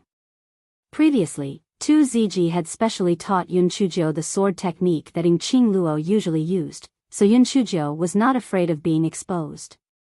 However, when she used the swordsmanship, she would occasionally modify it, and the power of the swordsmanship would increase greatly. A moment later, Manager Zhang's legs, arms, and body were pierced with more than 10 holes, but none of them were fatal. Even if the pain was as painful as a pig's cry, it would not kill anyone. When Yun Shujo saw that he had completely lost the ability to resist, only then did she coldly say, "Manager Zhang, although I've been punished to be a slave, as long as my elemental energy recovers, I'm still a third-grade hunter. I'm not someone that a fool like you can provoke. In the future, if you provoke me again, I'll directly kill you." After saying this, Yun Shujo directly turned around and left the big kitchen. A faint light flashed in the mute girl's eyes. She silently left the crowd and returned to her residence. The two of them had low statuses, so they shared a tent. When the mute girl entered the tent, she saw Qing Luo, who was still as cold as a killing god, munching on melon seeds. When she saw her enter, she bared her little white teeth. "Little sister, how was my performance just now? Was it very domineering? Was it very xian-er?" Although the mute girl did not know what xian-er meant, it did not stop her from understanding that Yun Shujo was showing off. The corner of her mouth twitched slightly. Could this Qing Luo be a lunatic? Why was she the same before and the same after? Moreover, there was such a huge difference. After a while, the mute girl was probably too curious, so she dipped her hand into the water in the cup and wrote on the table, "Aren't you afraid that Manager Zhang will take revenge on you? He is a distant relative of Captain Qi." Yun Shujo curled the corner of her lips. "Miss, it's not useful to just avoid things. Even if I don't teach him a lesson, do you think he will let me off?" The mute girl's expression froze. After a while, she continued to write, "Then what if he takes revenge on you?" Yun Shujo shrugged her shoulders. "I'll take it as it comes. At worst, I'll just kill him and leave this damned place." Yun Shujo thought to herself, Captain Qi was now in a terrible state due to the failure of the mission. How could he have time to deal with a distant relative? Seeing that Yun Shujo was not afraid, a hint of envy flashed across the mute girl's eyes. She wiped the water stains off the table and returned to her seat. Yun Shujia's heart moved slightly. The mute girl's handwriting was delicate and meaningful. It was obvious that she had practiced calligraphy. Moreover, she deliberately wrote with clear water to prevent anyone from recognizing her handwriting. Who was she? The next day, Manager Zhang did not come to work, and there was no other news either. Yun Shujo and the mute girl went up the mountain to cut firewood as usual. A few days later, Yun Shujo and the mute girl went to Jiguan Mountain to cut firewood again. Unexpectedly, when they were about to return to the camp in the evening, they were blocked by 4 people. The leader was Manager Zhang, and the other 3 were the servants in the big kitchen. Manager Zhang's face was full of viciousness. "Bitch, if you refuse a toast, you'll be forced to drink a forfeit. Today, no matter what, I'll deal with you. Mute, there's nothing for you here. Get lost." After saying that, Manager Zhang turned to the 3 people behind him and said, "Take this bitch down. There will be benefits for all of you. Go."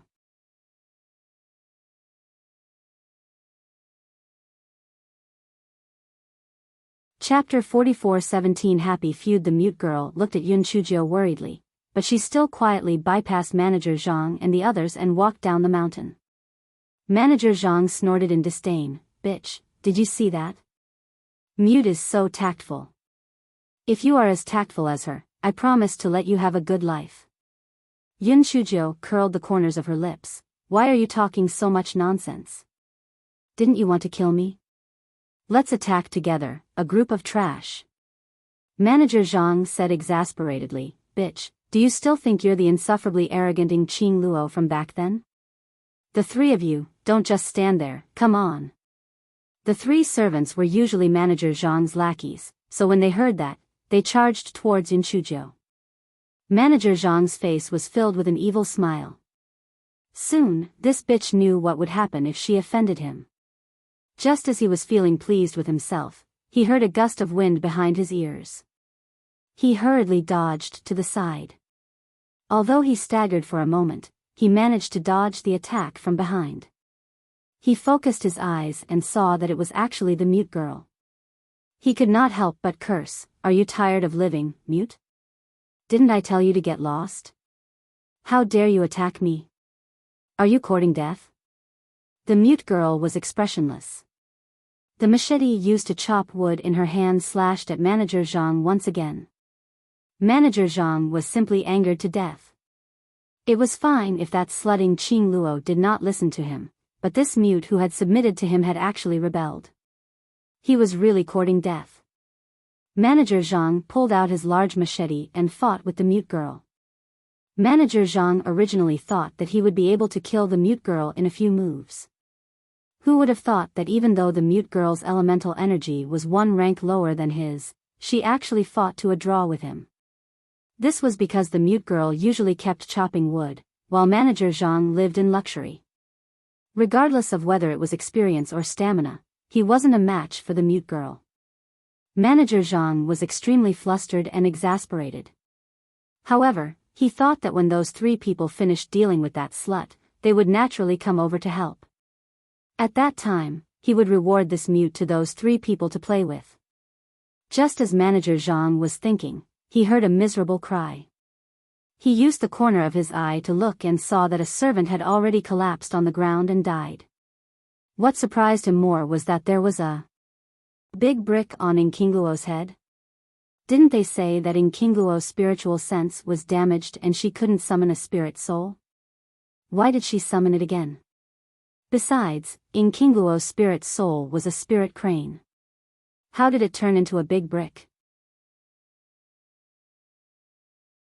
The two people who were fighting with Yun Shujiu couldn't help but panic when they saw that one of their companions had died. Especially when they saw that Yun Shujiu's chest had been stabbed by a sword and she was still fighting with them.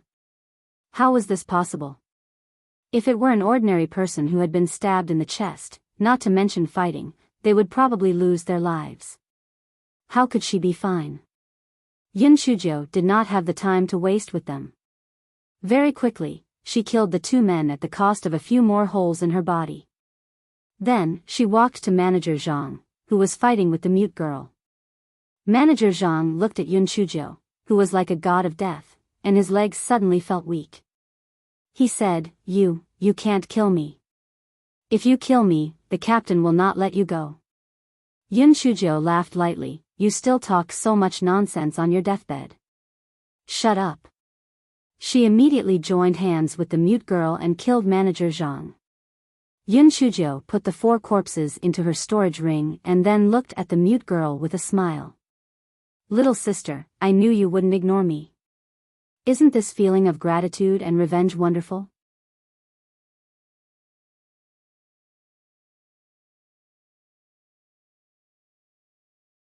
Chapter 44:18. Yun Kai, who helps others. The mute girl opened her mouth and finally asked hoarsely, What should we do next? Perhaps because she had not spoken for a long time, the mute girl's voice was very hoarse. Yun Shujiu raised her eyebrows. Was she not going to pretend to be mute with her? However, it was also true. The two of them were now in the same boat, so they naturally would not worry too much. Cover up the bloodstains and traces of the fight here, then throw their bodies to Demon's Grimace in front. Don't worry, no one will care whether these idiots live or die. They'll be fine in a few days, Yun Shujiu said indifferently. The mute girl nodded, and together with Yun Shujiu, they covered up the bloodstains and traces of the fight on the ground and then came to Demon's Grimace. The Ghost's Grimace was located on the north side of the Crest Mountain. It was a bottomless valley with clouds and mist surrounding it. It was impossible to see what was underneath. However, it was said that the royal hunting team had sent a team down to investigate, but none of them came back alive. Hence, no one dared to think about coming here again. Since the royal hunting team did not dare to come to this place, the others naturally did not dare to come. Hence, there was basically no one here. It was suitable to be used to destroy the corpses. Yun Shujiu threw the 4 corpses in her storage ring down. Just as she was about to leave with the mute girl, a large brick floated out from between Yun Shujiu's brows. Then, she aimed it at Yun Shujiu's back. Hei Xinjiu did not expect that her own spirit would plot against her, so she fell straight into Gui Jianchou. While the mute girl was stunned, the large brick knocked her off Gui Jianqiu. As Yun Shujiu was falling, the first thought that flashed through her mind was, damn that huge brick. Luckily, she could conjure, or she would have fallen to her death. Hence, she conjured herself into a bird and realized that it was fucking forbidden to fly here. She quickly conjured herself into a wisp of mist and slowly descended. However, she soon heard the mute girl's scream and had no choice but to transform into a huge cloud, supporting the mute girl as she slowly descended. The mute girl did not know that the cloud was He Xinjia's illusion. She could not believe her eyes. Oh my god, she was saved by a cloud? When she was about 10 feet away from the ground, the cloud suddenly became smaller and the mute girl fell to the ground. However, such a distance would not hurt her anymore. Yun Shujiu took the opportunity to transform into Qing Luo and landed on the ground. The mute girl looked at her in surprise. Qing Luo had landed earlier than her. Why was she landing later than her? However, her mind was completely focused on the cloud just now. Her eyes were sparkling as she said, I was saved by a cloud just now. Are you the same? Yun Shujiu shamelessly nodded. Yes, me too. The clouds here like to help others. The mute girl looked up, but she couldn't tell which cloud was the one that had saved her. However, she saw the big brick floating down proudly. Yun Shujiu saw the big brick showing off and was so angry that she hacked at it with her sword. You dumbass. Are you planning to kill your master? I'm going to chop you into a mahjong card today. Unfortunately, the big brick was so fast that Yun Shujiu could not hit it at all. Moreover, it felt that it had not played such a game for a long time. It was so happy. The mute girl was speechless as she watched from the side. What kind of master would have the same kind of spirit? However, it was rare for a spirit to be so agile. Who was this person who was pretending to be Qing Luo?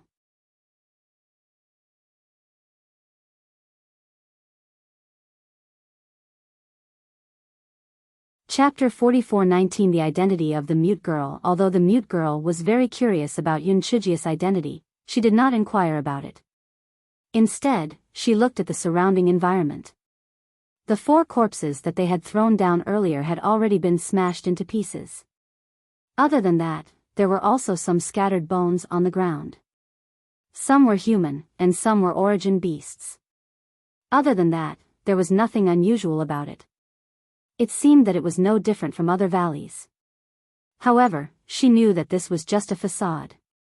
After all, this was the place where even the royal hunting group did not dare to come down. He Xinjiu chased after the brick for a long time. She could not do anything to the brick, but she was so tired that she was panting. The mute girl stopped her, pointed at the top and said, "How do we go up?" Yun Shujiu stopped chasing after the brick and looked up with a frown. She could turn into a cloud and float up, but what about the mute girl? Although turning into a cloud could slow down the mute girl's falling speed, it was difficult to bring her up. Although there was a rope in her storage ring, it was too high and the rope was not long enough. Yun Shujiu looked around and found some vines growing on the cliff wall. She walked over and tugged at them. She found that they were very strong and her eyes lit up. She could use these vines to pull the mute girl up. "Miss, come here. Let's cut some vines." Although the mute girl did not know what Yun Shujiu was planning, she still came over to help cut the vines. Yun Shujiu could not hold back her curiosity and asked with a smile, "Miss, we can be considered friends through thick and thin. Shouldn't you tell me about yourself? Maybe I can help you." The mute girl's hand froze. Perhaps it was because she had been suppressing herself for too long, or perhaps it was because Yun Shujiu was the only person who had shown her kindness. Her eyes were slightly red, and there was a shimmering light in them. She hesitated for a moment, but still said slowly, "You might not believe it, but I am Princess Mei Yan." Yun Shujiu was stunned. Princess Mei Yan? Is she the Princess Mei Yan who is going to marry the crown prince of the Yan clan? The mute girl revealed a hint of mockery on her face before she shook her head. I am not the Princess Mei Yan that you are talking about. Yun Shujo was confused by what she heard.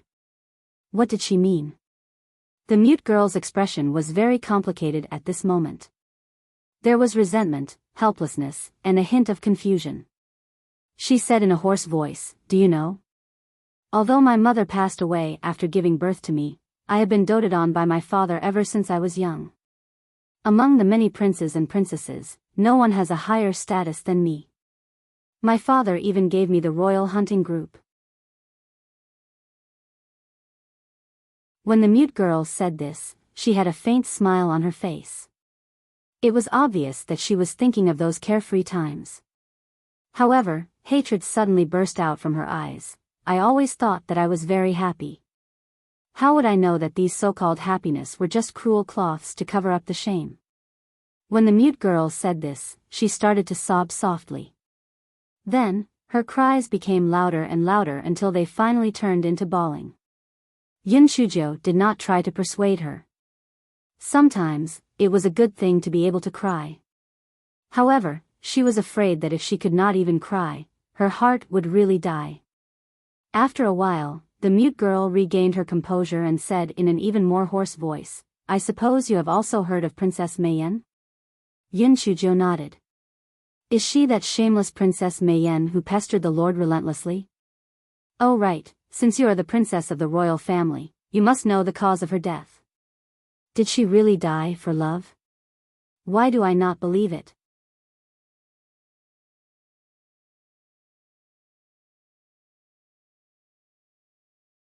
Chapter 44:20 Princess Mei Yan. The mute girl was filled with grief and indignation. Her anger was instantly dispersed by this fellow's words.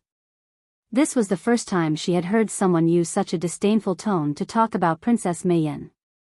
The others were all praising Princess Mei Yan. However, she had to admit that this fake Qing Luo was indeed different from the others. Perhaps she could really help her? Yun Shujo saw that the mute girl was stunned and urged, why are you stunned? You haven't answered my question. Did she really die of love? The mute girl came back to her senses and sneered, how could a person like her die of love? What a joke. The mute girl did not continue this topic. Instead, she changed the topic and said, the ghost race is different from the human race. The human race can reincarnate, but if the ghost race dies, their soul will dissipate. They don't even have the chance to possess and can only disappear completely. However, there are still exceptions. Humans normally have 3 souls and 7 spirits, but occasionally, there are people with 4 souls and 7 spirits. Even if such people die, they can reincarnate and be reborn. Another situation is to use an evil technique to temporarily seal one's primordial spirit. Then, one can find a junior who was born on the same day, the same month, the same day, and the same time to possess. This way, one can be reborn. What the mute girl said was very new to Yun Shujo. It was the first time she heard such a statement, and she had a vague guess. The mute girl revealed a trace of hatred and continued, when Princess Mei Yan knew that she was about to die, she used sorcery to seal her primordial spirit, but she said that she was going to die for love. It's so funny. How could a selfish person like her die for the sake of Shengzun? Hearing the mute girl's words, Yun Shujo heaved a sigh of relief. Although she did not care, if Princess Mei Yan really died for Biming, she would feel a little uncomfortable. The royal family has an ancestral motto that is only passed down to the emperor. That is, no matter the cost, once Princess Mei Yan's birth date is compatible with Princess Mei Yan, she must be carefully nurtured to prepare for Princess Mei Yan's possession. When my mother was pregnant with me, father was ecstatic because he found out through a pulse test that she was pregnant with a girl. Furthermore, the estimated date of birth was extremely close to Princess Mei Yan's birth date. However, my mother took action in advance. Father was afraid that I would be born prematurely and miss Princess Mei Yan's birth date, so he ordered someone to pour medicine into my mother to delay the delivery time. That medicine was extremely harmful to the human body. Although mother gave birth to me, she died on the spot. In order to conceal the truth, all the imperial physicians and palace maids present were beaten to death. When the mute girl said this, her eyes turned red as she looked at Yunchujo. She said hoarsely, "So, it's all because of me that mother was killed by them. Those innocent imperial physicians and palace maids were killed by them. I shouldn't have survived in this world." Yunchujo could understand the mute girl's feelings very well. Back then, because she was kind and soft-hearted, she didn't kill Zhuo Piaoyu and almost harmed her grandfather's family. However, she also fell into this self-loathing, self-hatred emotion.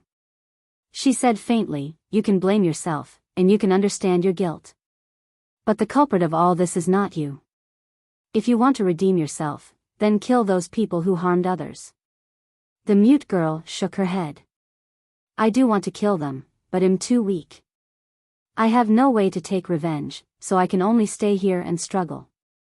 "Come, let's finish talking about the matter and then talk about revenge," Yunchujo said faintly.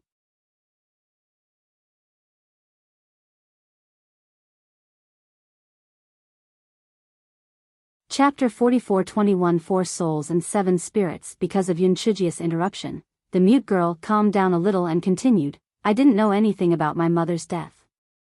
I thought it was just an ordinary difficult labor. Although the princes and princesses in the imperial palace ostracized me because I didn't have a mother, my father has always doted on me. I feel quite happy." The mute girl laughed self-deprecatingly. "It's ironic, isn't it? I've always lived in a cage that they had carefully constructed. How would I know that all they wanted was my body? The other princesses were getting married one after another, but father, on the grounds of loving me, did not allow me to talk about marriage for a long time. He did not even allow me to have any contact with any men. I had always thought that father really doted on me. Later, I found out that Princess Mei Yan would only succeed in possessing me if I remained a virgin. One day, I would finally wake up from my dream. 3 years ago, on the 15th of July, they finally revealed their original ferocious faces. After I was drugged, I was brought to an underground palace in the imperial palace. When I woke up, I was horrified to discover that I was in a blood pool. The blood was the blood of infants who had not even reached the age of 1 year. They were simply so cruel that it made one's hair stand on end. In my great fear, I saw the shadow of a woman. She coldly said that she was very satisfied with this shell. She was even very satisfied with the name. I now know that when my father first came up with the name, there was a deep meaning behind it. Mei Yan and Mei Yan were so close and so ironic. When the mute girl said this, she seemed to recall what happened that day. Her body trembled slightly.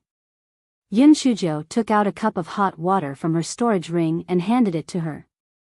The mute girl took a few sips before she continued, "I begged my father and Princess Mei Yan to let me go. However, they told me the cause of my mother's death and said that I was a jinx. It was because of me that so many people died. While I was in a daze, Princess Mei Yan took over my body. I lost consciousness and fell into darkness. I thought that I would definitely die, but I didn't expect that the heavens would not kill me. I was actually born with 4 souls and 7 spirits. After I woke up, I discovered that although I didn't have a body, I didn't die. I was afraid of being discovered, so I quickly hid. Fortunately, I grew up in the imperial palace, so I was very familiar with the terrain and hid in the imperial palace for a period of time. However, for the sake of safety, I still carefully slipped out of the imperial palace and found a hidden place in this coxcomb mountain. I was in constant fear. A month later, I actually condensed my body again, and it was exactly the same as my original body. I was afraid of being discovered, so I used the juice of the red stalk grass to smear red spots on my face. Then, I pretended to be mute and entered the royal hunting group. I entered the royal hunting group firstly to protect myself, and secondly, that Princess Mei Yan would occasionally come to the royal hunting group. I wanted to find an opportunity to kill her to avenge my mother. Yunchujo did not expect the inside story to be so complicated. Princess Mei Yan was actually born out of Princess Mei Yan's possession. No wonder the royal hunting group was mostly looking for things like stealing other people's souls. It was probably used to increase Princess Mayan's strength. After all, her primordial spirit had been asleep for so long and her strength had dropped drastically. If she wanted to become stronger in a short period of time, she would have to take the wrong path. Then the question came. Why did Princess Mei Yan marry the crown prince of the Yan clan? Did Aog know Princess Mayan's true identity?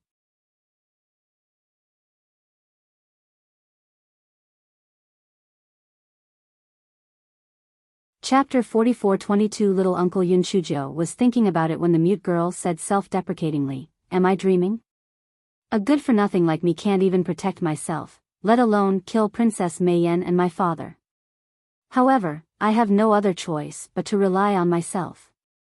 If nothing happened to my maternal family, perhaps I could still have a shelter. However, how could my father leave such a hidden danger? When I was 5 or 6 years old, my father randomly found a crime to pin on my maternal grandfather. My maternal grandfather's family has either died or been exiled. I reckon that all of them have died." Yun Shujo casually asked, "Your maternal grandfather's family was very powerful in the past?" A trace of pride appeared on the mute girl's face. "My maternal grandfather and my first uncle were all members of the royal hunting group. Furthermore, they were once captains. Back then, when it came to the matter of killing the family's sons, everyone had to give a thumbs up." Yun Shujia's heart skipped a beat. Surnamed Sha? It couldn't be related to Sha Wuhan, right? Sha Wuhan had a sheepskin scroll that was used to make ghost talismans. He was quite against the royal hunting group and his way of handling things was obviously different from the people of the lower realm. Moreover, she could see that he also had a grudge against them, but he was just unable to take revenge. Even so, Yun Shujo still felt that it couldn't be a coincidence. However, after thinking for a while, she still asked, "Do you know Sha Wuhan?" The mute girl suddenly grabbed Yun Shujia's arm with astonishing strength. How do you know little uncle's name?" The corners of Yun Shujia's eyes twitched. This world was really small. But the problem came. According to what the mute girl said, Sha Wuhan was her little uncle. Then even if he was sent to the lowly domain, his elemental energy shouldn't be so low. Yun Shujo did not hide anything and immediately told her about her own matters. Then, she asked, "Young lady, according to what you said, if Brother Sha is your little uncle, although he is not as powerful as your uncle, he should not be bad. Why is his elemental energy so low?" The mute girl sighed and said, "Anyone who is sent must have their elemental energy crippled. I think that little uncle's elemental energy must have been crippled back then. Moreover, he might have survived because he was saved by a loyal servant. Otherwise, he would have died a long time ago." However, when the mute girl thought about her little uncle still being alive, she could not help but reveal a little joy. "Young lady, since you are the niece of the one who killed Big Brother, then your enmity shall be on me," Yun Shujo said heroically. The mute girl's expression stiffened. This seniority seemed to be somewhat chaotic. She called her little uncle Big Brother, yet she called her young lady. What was the meaning of this? However, hearing Yun Shujia's words, she was still very moved. "Qing Luo, no, little Jiu, I appreciate your kindness, but that Princess Mei Yan not only has the military power of the royal hunting squad in her hands, but she also has some masked guards by her side. Their elemental energy are all very strong. You are not their match. Everything depends on the person. However, are you really willing to kill your imperial father?" Yun Shujo asked somewhat uncertainly. The mute girl sneered, "Father? He doesn't have any father-daughter relationship with me at all. He just wants to resurrect Princess Mei Yan. Moreover, those babies were so innocent. As the ruler of a country, he killed them for his own ambition. He was worse than a beast. Even if I have to repay my parents' kindness, I have already used my previous body to pay them back. The current me has nothing to do with him." Yun Shujo nodded. This was not bad. If she was given some kind of stupid filial piety, she would have a headache.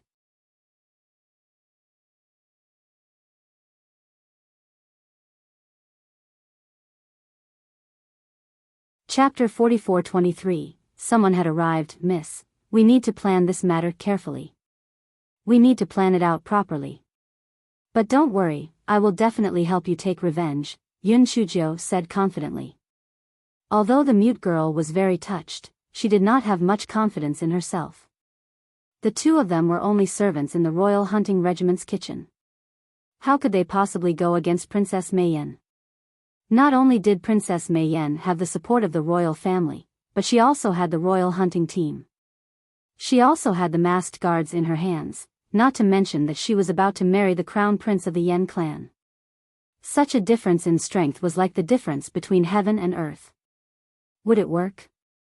Yun Shujo also knew what to say now. The mute girl probably would not believe that she could help her take revenge. There was no rush. She would believe it sooner or later. At this time, the sky had completely turned dark. Yun Shujo thought for a moment. It was dark, and it would be dangerous to drag her up. She should wait until dawn. However, the two of them didn't stay idle. They used their machetes to cut a lot of vines. They used the night time to connect the vines together and save them for the next day. At this moment, Buttface, who was in Yun Shuji's origin beast bag, reminded her, "Little fairy, someone is coming down from above." Yun Shujo was shocked. Why would someone come down? Didn't they say that no one dared to approach Gui Jiancho? In a moment of desperation, she put the 4 corpses and the cut vines into her storage ring, then dragged the mute girl and ran into the depths of the valley. The mute girl didn't understand, but she knew that Yun Shujo wouldn't harm her, so she didn't say anything and ran along with Yun Shujo. Yun Shujo saw a dent in the stone wall on the left, so she immediately let the mute girl jump on it. The dent was only enough for one person to hide. Just as the mute girl was wondering what Yun Shujo would do, she was surprised to find that Yun Shujo had turned into a lush vine that completely blocked her figure. The impact that the mute girl had suffered was imaginable. When she thought of the cloud that had saved her, she instantly understood that it should be Yun Shujo. Just as the mute girl's heart was in turmoil, the sound of footsteps and voices came from afar. "Princess, you have already captured more than 80 of the Purine women that you need. Give me 1 more month, and I will definitely be able to gather 100 people. Bring me there to take a look." Yun Shujo cursed in her heart. This damned old witch was probably going to use some sorcery again, so she had to follow her to take a look. Therefore, after those people had gone far away, she said to the mute girl, "Miss, you stay here and don't make a sound. I'll go and take a look." The mute girl was about to stop her when she saw Yun Shujo turn into a wisp of mist and float forward. The mute girl could only pray to the gods and Buddhas in her heart, hoping that Yun Shujo would be safe and sound. Yun Shujo quickly caught up with those people and turned into a small blade of grass that fell on a person's hair. Yun Shujo found that apart from Princess Meiyan, everyone else was wearing a mask. They took a few turns and arrived in front of a stone wall. They took out jade tokens and opened the restriction to enter. When another stone door was opened, Yun Shujo saw that there were dozens of young girls locked in the stone room. They were probably the Purine girls that the person mentioned. Those girls looked dull, as if they had been fed some medicine.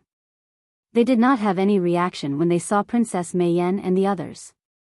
They still looked dull.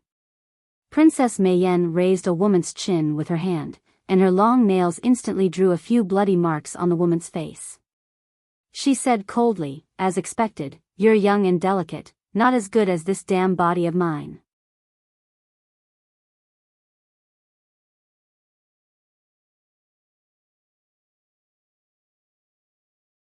Chapter 44-24 Spirit-locking Pearl. Yun Shujo could not help but be puzzled. What did Princess Meiyan mean by her words? Didn't she possess Princess Meiyan's body? Why was she not young anymore? At this moment, Princess Meiyan cut the faces of a few other women. She said coldly, "It's all that damn bitch's fault. I didn't expect it to be the legendary 4 souls and 7 spirits. I don't know if the extra soul is dead or hiding somewhere, but there has been no news. If I can't devour the extra soul, even if I use the blood pool to cultivate, I can't maintain my current appearance.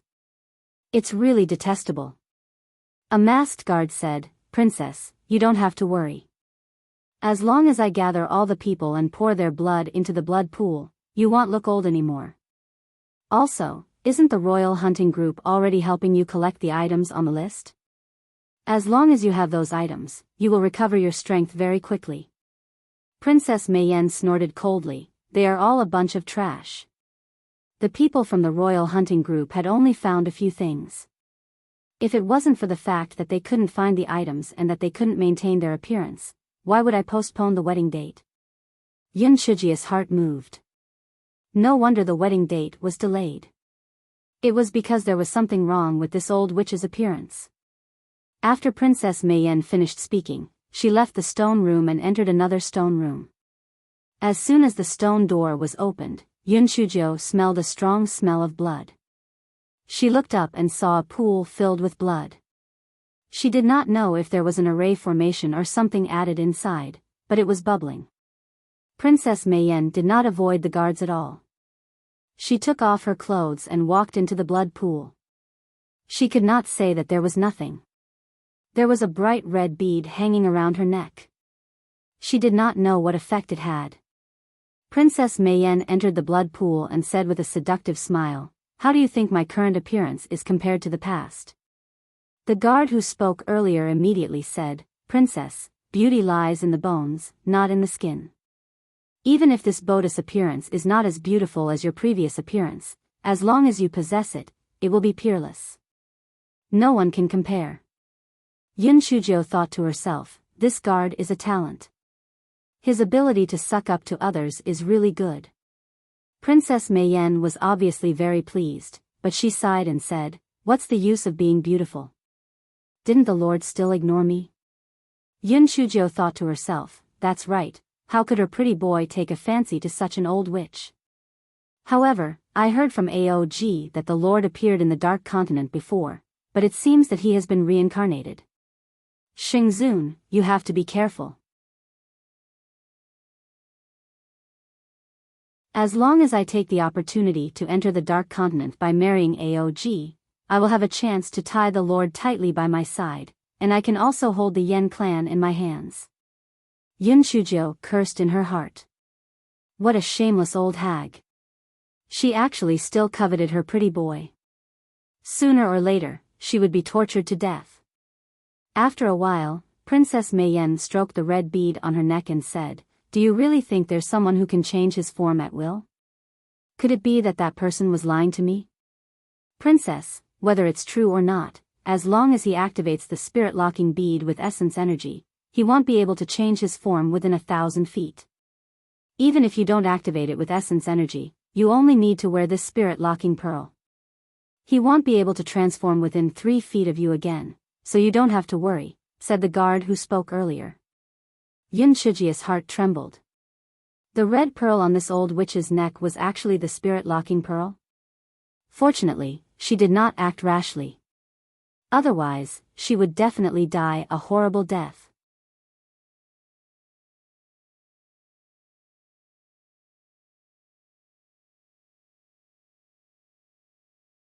Chapter 44-25 gave the old witch a hard time. Yun Shujio could not help but feel lucky that the guard she was hiding in was not very popular, so she was quite far away from Princess Mayenne. Otherwise, she would not have been able to turn from a light fog into a blade of grass. However, this old witch had the spirit-locking pearl on her, so it would be difficult to kill her with her abnormal physique. She had thought that it would not be difficult to deal with this old witch, but now it seemed very difficult. It seemed that she had to take a long time to plan. Princess Mayenne soaked in the blood pool for about 2 hours before she came out. Yun Shujio found that there was not a single trace of blood on her body, and her appearance was much more beautiful than before. Princess Mayenne took out a mirror and looked at it for a long time without any clothes on.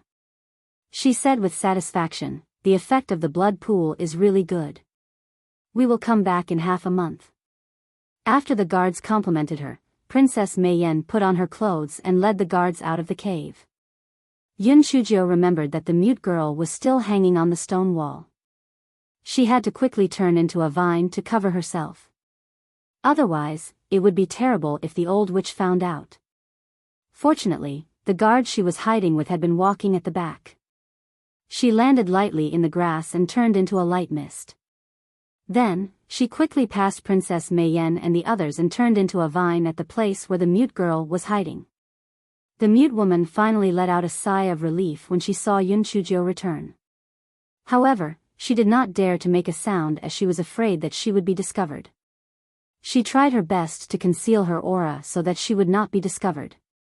A moment later, Princess Meiyan and the others came over. They did not sense anything unusual and quickly disappeared. Yun Shujo was afraid that those people would return or that there was something fishy going on. She turned into a mist again and followed them. Only when she realized that those people had climbed up the rope did she confirm that they had really left. However, it was also true that no one would come to Ghost's Grimace, so they naturally would not be worried that their secret would be discovered. Yun Shujo recalled that the mute girl had mentioned that there was once a small team in the royal hunting group that had lost track of Ghost's Grimace. When she thought about the blood pool, she thought that those people had probably been killed by Princess Meiyan. This old witch was really ruthless and extremely perverted. Although she did not have the strength to deal with the old witch now, it was still not bad to give her some trouble. Hence, she asked the mute girl to wait for her on the stone wall while she returned to the stone wall from before. Although there was no jade token, this cave did not have any powerful array formation. Yun Shujo immediately floated in through the cracks. Yun Shujo first floated into the stone room with the blood pool and transformed into an ordinary-looking young girl. Then, she took out some medicinal powder from her storage ring and smiled sinisterly as she sprinkled it into the blood pool. Didn't that old witch want to stay young forever? She would turn her into a toad that could not be seen. The moment she thought of Princess Meiyan's frightened and angry look, the smile on this fellow's face became even more sinister. After Yun Shujo sprinkled the medicinal powder, she finally arrived at the stone room where the girls were imprisoned. Although these girls had been poisoned, it was not a poison that was difficult to cure. Moreover, Hei Shinjo had Go Weiba, so the poison was never a problem for her. Yun Shujo took out some herbs, crushed them, and poured the juice into the girls. The girls were at a loss at first, then sobbed. Yun Shujo frowned. Why are you crying? Is crying useful? If you want to live, shut up. The girls did not dare to make a sound, and looked at Yun Shujo nervously.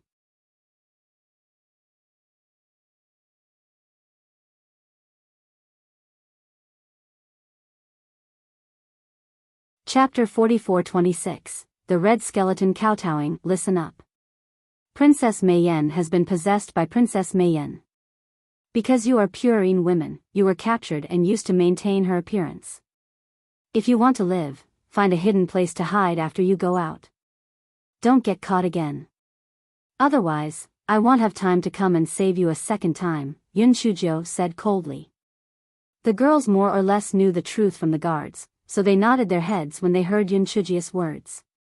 Yun Shujo continued, if the real Princess Meiyan picks up the big flag and fights with Princess Meiyan, I hope you can come out and testify about Princess Meiyan's crimes. The girls promised that they would do it. Yun Shujo did not expect that they would all come out and testify. However, as long as some of them came out to testify, it would be enough. At least, it would allow the mute girl to stand on the moral high ground. However, the question that was placed in front of Hei Shinjo was, how to bring these girls out? If the ghost talisman was used, it would create too much of a commotion. This guy could only force Black Bead to help. Black Bead was rarely cooperative and helped Yun Shujo find the core of the array. After Yun Shujo closed the formation, she let the girls out and told them to wait 2 miles away. The girls did not dare to disobey and immediately walked 2 miles away. Only then did Yun Shujo enter the cave. After opening the formation, she once again turned into a light mist and floated out. This fellow was just about to go and meet the girls when he heard the sounds of fighting coming from ahead. Yun Shujia's heart sank. Could it be that Princess Mayan's people had returned? She hurriedly leaped over, only to discover that those young girls were fighting with some vampire bats. Those young girls had been locked up for a very long time, and their physical strength was exhausted. Their origin energy had not completely recovered. Fortunately, there were many of them, so they did not suffer any losses. Yun Shujiao instructed them to disperse those vampire bats. At this moment, the mute girl also rushed over. However, she had always been cautious, and her face was covered by a veil. The mute girl was a little confused when she saw so many people. Furthermore, Yun Shujiao had changed her appearance, so she did not recognize her. She could not help but worry. It was only when she saw Yun Shujiao winking at her that she heaved a sigh of relief. She knew that Yun Shujiao had changed her appearance again. Yun Shujiao was about to leave with the girls when she suddenly stopped. Something was not right. Weren't those vampire bats unique to the Ghost Abyss? Why did they come to Demon's Grimace? Yun Shujiao thought about it. It was still early in the morning anyway. She wanted to see what was going on. Hence, she brought the mute girl and the girls and chased after the vampire bats. They walked all the way to the end of the valley and saw a black cliff with many vampire bats lying on it. Yun Shujiao saw the black cliff and had an idea. Previously, in order to avoid scamming it, the bone spirit suddenly disappeared with the inheritance prison. Could it have run here? Yun Shujiao touched her chin and her eyes were full of bright light. It was a black cliff and vampire bats. It was most likely the inheritance prison. Immediately, she ordered the girls to disperse the vampire bats on the cliff. Bonehead, we're going to meet again. I'm a little excited. At this moment, the red skeleton in the inheritance prison was already trembling. Although Yun Shujiao had changed her appearance, the red skeleton could still recognize her. It was as if it was a dog that was crying in its heart. It had already run to the Imperial region. It had already run to Demon's Grimace. How could it still meet this pervert?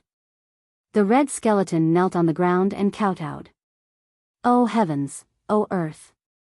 Hopefully, this pervert did not have the ripple flower in his hands. This way, she would not be able to make the archway appear, and she would not be able to come in and find trouble.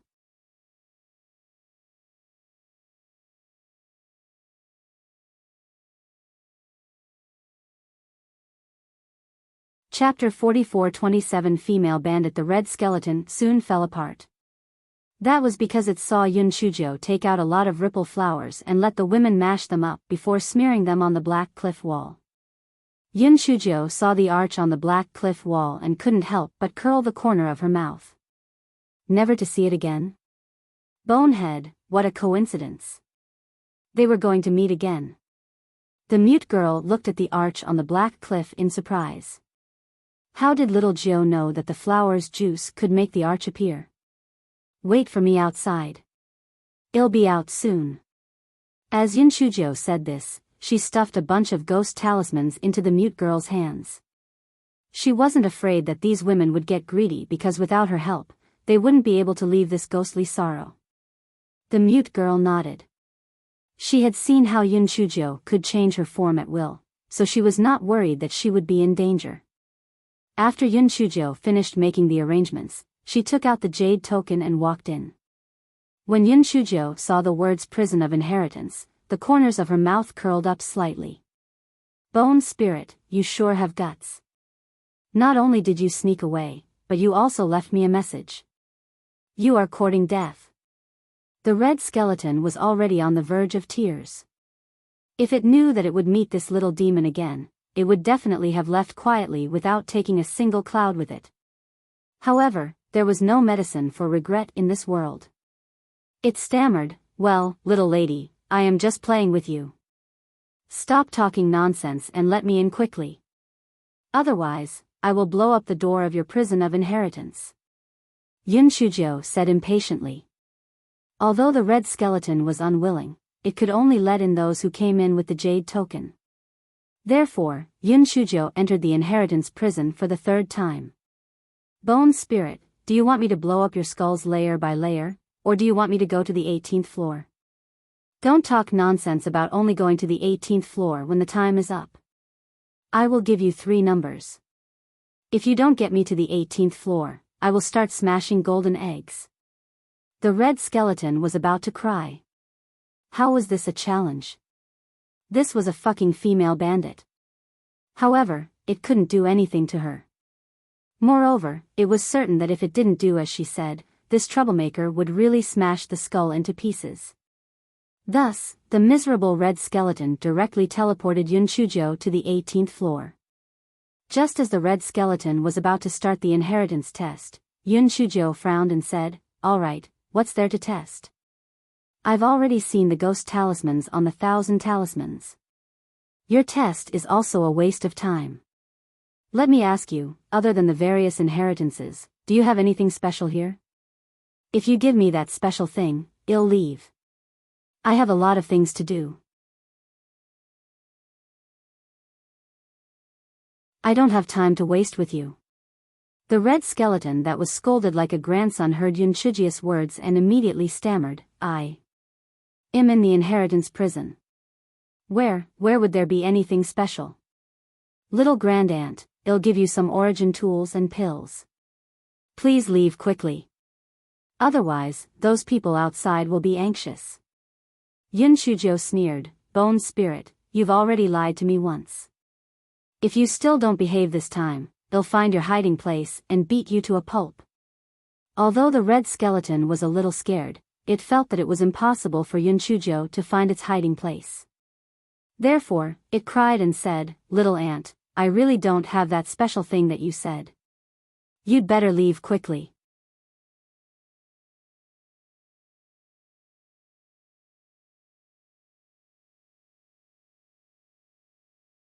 Chapter 44-28, Special Item. It would be a miracle if Yun Shujo believed it. She was certain that the red skeleton was hiding on the 18th floor, but where was it hiding? The red skeleton saw Yun Shuji's gaze sweeping back and forth. It could not help but kneel on the ground again, praying to the gods and Buddhas, hoping to avoid this disaster. Yun Shujo swept her gaze around and did not find any flaws. The red skeleton could not help but heave a sigh of relief. As it said, she could not find it at all. Who would have thought that Yun Shuji's gaze would suddenly stop at one spot, and she said faintly, "Bone Spirit, do you need me to invite you out?" When the red skeleton saw Yun Shujo looking straight at it, it immediately felt like dying. How did she find out? This pervert. Yun Shujo naturally found out by relying on the black bead. It had to be said that the black bead's performance was very good recently, and it was worthy of praise. The red skeleton cried, "Little lady, it's not that I don't want to give it to you, but if that thing were to appear in this world, it would attract a disaster. So, I can't give it to you." Yun Shujo blinked her eyes. "Then can you at least lend it to me to take a look? Anyway, if you don't teleport, I won't be able to leave." "What are you afraid of?" The red skeleton whined for a while more before finally taking out a jade box and throwing it to Yun Shujo. "I'm not trying to scare you. This thing really can't appear in this world. You can just take a look at it. After you're done, return it to me." Yun Shujo couldn't be bothered with it. She opened the jade box curiously and wanted to see what it was. The moment the jade box was opened, the thing entered Yun Shuji's mouth before Yun Shujo could take a closer look. The red skeleton let out a roar and immediately jumped out without concealing itself. It pointed at Yun Shujo and said, You actually swallowed that thing? Spit it out." Yun Shujo spread out her hands. "I'm sorry, it has already been digested. It's impossible to spit it out." Yun Shujo had already seen that thing when she used her inner vision to look at her dantian. It turned out that it was a black bead that was the same as the 2 beads that were swallowed by the Taotai ghost market. In the end, it was naturally swallowed by the black bead. No wonder the black bead acted so cooperatively. It turned out that one would not wake up early without benefits. Damn it, she knew that these scammers were all scheming dogs. She counted with her fingers again. The black bead had already swallowed 4 beads. Could it be that it was going to gather 7 beads to summon the dragon god? However, forget about the dragon god. The little lecherous dragon that the gigolo took in was useless. When the red skeleton saw that Yun Shujo was determined not to return the beads, it immediately burst into tears. You pervert. You devil. We agreed to just watch. Why did you swallow it? Yun Shujo kicked it with her foot. Get lost. If you continue to dawdle, I'll swallow you too. The red skeleton immediately stopped howling. This pervert would be fine even if he swallowed the bead. Perhaps he could really swallow it too. It was better not to provoke her. Moreover, everything was predetermined. Since the bead had already been swallowed by her, it was better to quickly send this disaster away. Just as the red skeleton was about to teleport Yun Shujo away, it saw Yun Shujo say with a smile, "Bone spirit, let's discuss something." When the red skeleton saw Yun Shujo smile like a wolf with a big tail, it immediately had a bad feeling.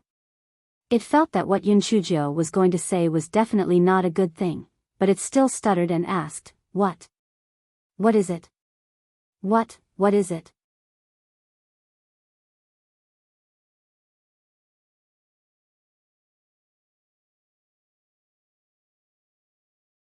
Chapter 44-29 Swore to never obey. Do you see those girls outside? They have nowhere to go now. If that old witch, Princess Meiyen, finds out, they will die. I thought about it, hiding in your inheritance prison is the safest place. Anyway, the old witch can't enter without a jade token. The red skeleton immediately understood what Yun Shujo meant. Did she treat this place as a sanctuary? Outrageous.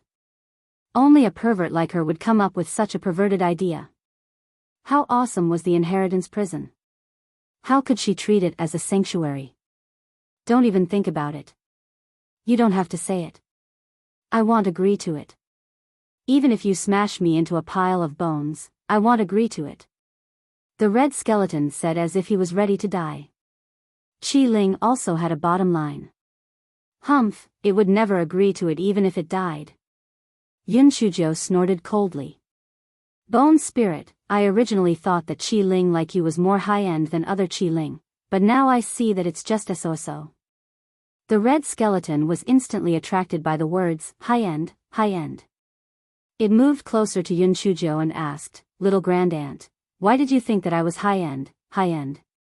Yun Shujo glanced at it and said, because you were afraid that the bead would bring disaster to the ghost region, so you have been guarding that bead. It can be said that you are taking the lives of the people as your responsibility. It is really admirable. Qi Ling, you are not a tool spirit. The red skeleton said. Normal tool spirits only know how to calculate some small profits. How can there be such a big scheme like yours? Compared to you, the other tool spirits are all flirtatious and cheap. They are not comparable to you at all. The red skeleton instantly felt comfortable. It was too comfortable. Every bone seam was extremely comfortable. That's right. How could those flirtatious bitches be compared to it?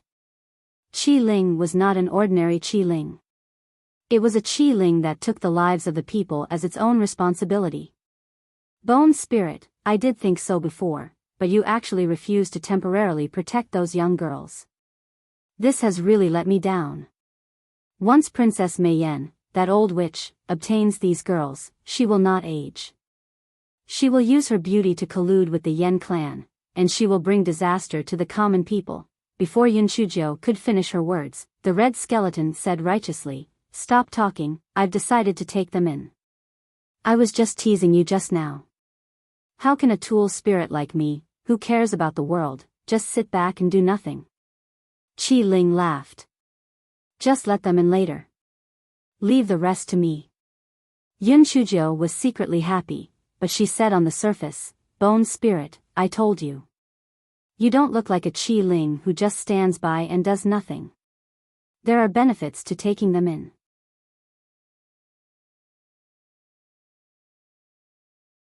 If you have nothing to do, let them dance for you and sing a little song.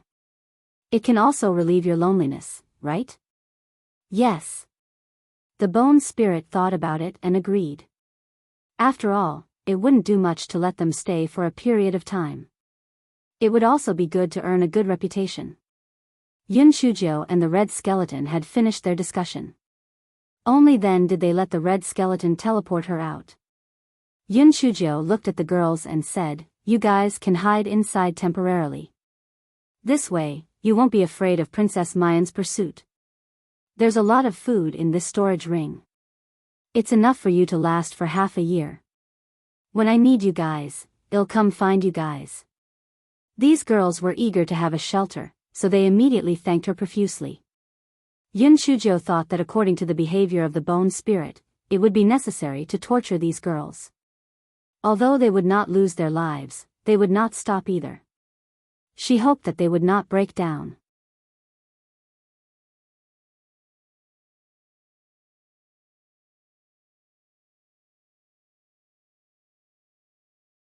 Chapter 44:30 followed up after Yun Shujo arranged the girls properly. She brought the mute girl towards the exit.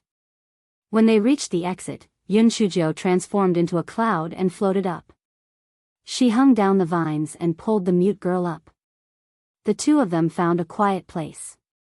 After Yun Shujo disposed of Manager Zhang's 4 corpses, she took advantage of the night to return to the royal hunting group. In order to avoid leaving any evidence, when they were about to reach the entrance of the 5th team, Yun Shujo asked the mute girl to wait in a quiet place. She then transformed into a black ant and crawled near the 2 guards. Yun Shujo secretly poked the sleeping powder on the ground, and the 2 guards quickly fainted. Yun Shujo transformed into human form and called the mute girl over. When the mute girl was far away, the guy blinked his eyes and made the time for her and the mute girl to return in the registration book to less than 30 minutes. Yun Shujo then placed the 2 sleeping guards in a dozing position. After she felt that everything was safe, she transformed into the abdominal patterned black ant and left again. The amount of medicine she gave was not much. After she left for a short while, the 2 of them woke up one after another. They thought that they had fallen asleep because they were too sleepy, so they did not think too much about it. Yun Shujo and the mute girl's tent was not far from the entrance of the camp. The mute girl did not meet anyone on the way, so the 2 of them heaved a sigh of relief. The mute girl wanted to speak a few times, but she did not know where to start. Yun Shujo smiled. She took out a bag of medicinal powder and handed it to her. Ordinary people would not be able to notice the red vine grass on your face, but if someone who is proficient in pharmacology could see it at a glance, take this bag of medicinal powder. This way, you will be like a natural born, and no one will be able to see any flaws. The mute girl did not hesitate and swallowed the medicinal powder that Yun Shujo handed to her. "What do we do next?" the mute girl asked hoarsely. Yun Shujo curled the corners of her lips. "There is a great disparity in strength between us and the old witch. We cannot rush it. We can only take it slowly. Now that those young girls have been sent to the inheritance prison by me, it will be as difficult as ascending to the heavens for that old witch to gather enough purine daughters. With this, the wedding date between her and the crown prince of the Yen clan will probably be delayed. We will have enough time to accumulate enough strength to deal with her." The 2 of them washed up briefly and rested separately. Yun Shujo lay on the bed and pondered. She did not know what was going on with the wedding between Princess Meiyan and Aog. Was it designed by Princess Meiyan, or was Aog also up to something? However, no matter what, that old witch, Princess Meiyan, had not gathered enough purine girls, so they would not be able to get married in a short while.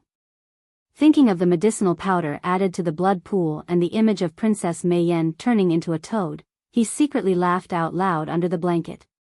The mute girl, the next day, Yun Shujo and the mute girl went out of the camp as usual to chop firewood at Jiguan Mountain. In the evening, when the 2 returned to the camp, the big kitchen was noisy because Manager Zhang and the other 3 servants were nowhere to be found. They reported the news of Manager Zhang and the other 3 slaves' disappearance to the higher-ups. Although the higher-ups sent people to search for them because Manager Zhang and Captain Qi had some connections, they didn't find anything, so they just let it go. It was just 4 slaves. Even if they died, it was nothing. Soon, the higher-ups selected a slave named Sun from the big kitchen to be the new manager. Manager Sun was most likely afraid because of Manager Zhang's matter, so he was very careful. Even his attitude toward the mute girl and Yun Chuzhou was much better than before. He even assigned 2 male servants to help cut firewood.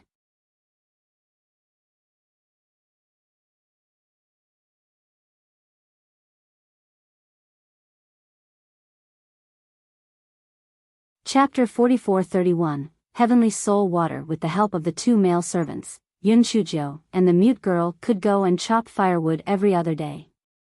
They would usually burn the fire in the big kitchen. He Xinjiu thought to herself that she had been focusing on burning the fire for 100 years. Wherever she went, she would be reduced to a burning servant girl.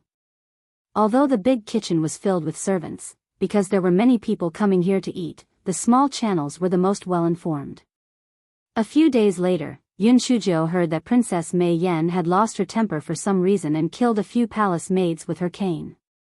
Yun Chuzhou thought that it was most likely the medicinal powder she put into the blood pool that had taken effect. That old witch must have become a toad. Damn it. The next day, some guards came to the palace to check the entry and exit registers. They also asked about Manager Zhang and the other 3 before leaving. The mute girl could not help but admire Yun Chuzhou's thoughtfulness. If the 2 of them had not changed the register, they would most likely have been interrogated. Although her face was now full of red spots, her facial features did not change much. If she was really brought before Princess Mei Yan, she might be recognized. He Xinjiu was somewhat worried. Her and the mute girl's elemental energy was too low. This cowardly appearance was simply unable to contend with that old witch. However, she suddenly thought of a problem and asked the mute girl, "That's not right. You said that you recondensed your body 3 years ago. Then, what happened to your elemental energy? Could it be that the newly condensed body is the same as the original elemental energy?" The mute girl sighed. "I don't know if it's because of my special constitution. When I first condensed my body, I was only at the first level of the origin core realm. However, after my origin energy soared, I reached the current 7th level of the origin core realm in less than half a month. However, I haven't broken through since then." Yun Chuzhou frowned. What was going on? Cough, cough, cough. "Little fairy, I know what's going on. Do you want to know? Do you think I'm very smart?" Dog 2 said with some excitement. It had been a long time since this guy had shown his true colors. Recently, Big Brick had lost his favor because of Demon's Grimace. He felt that this was a great opportunity for him to show his true colors. If you have something to say, just say it. If you have something to say, just say it. Are you still waiting for me to beg you? Seeing that Butt-Face was keeping her in suspense, Yun Chuzhou said angrily. Butt-Face said obsequiously, "Little fairy, it's so kind to hear you scold me. I haven't heard you scold me for a long time. I miss you so much." Yun Chuzhou felt so sad.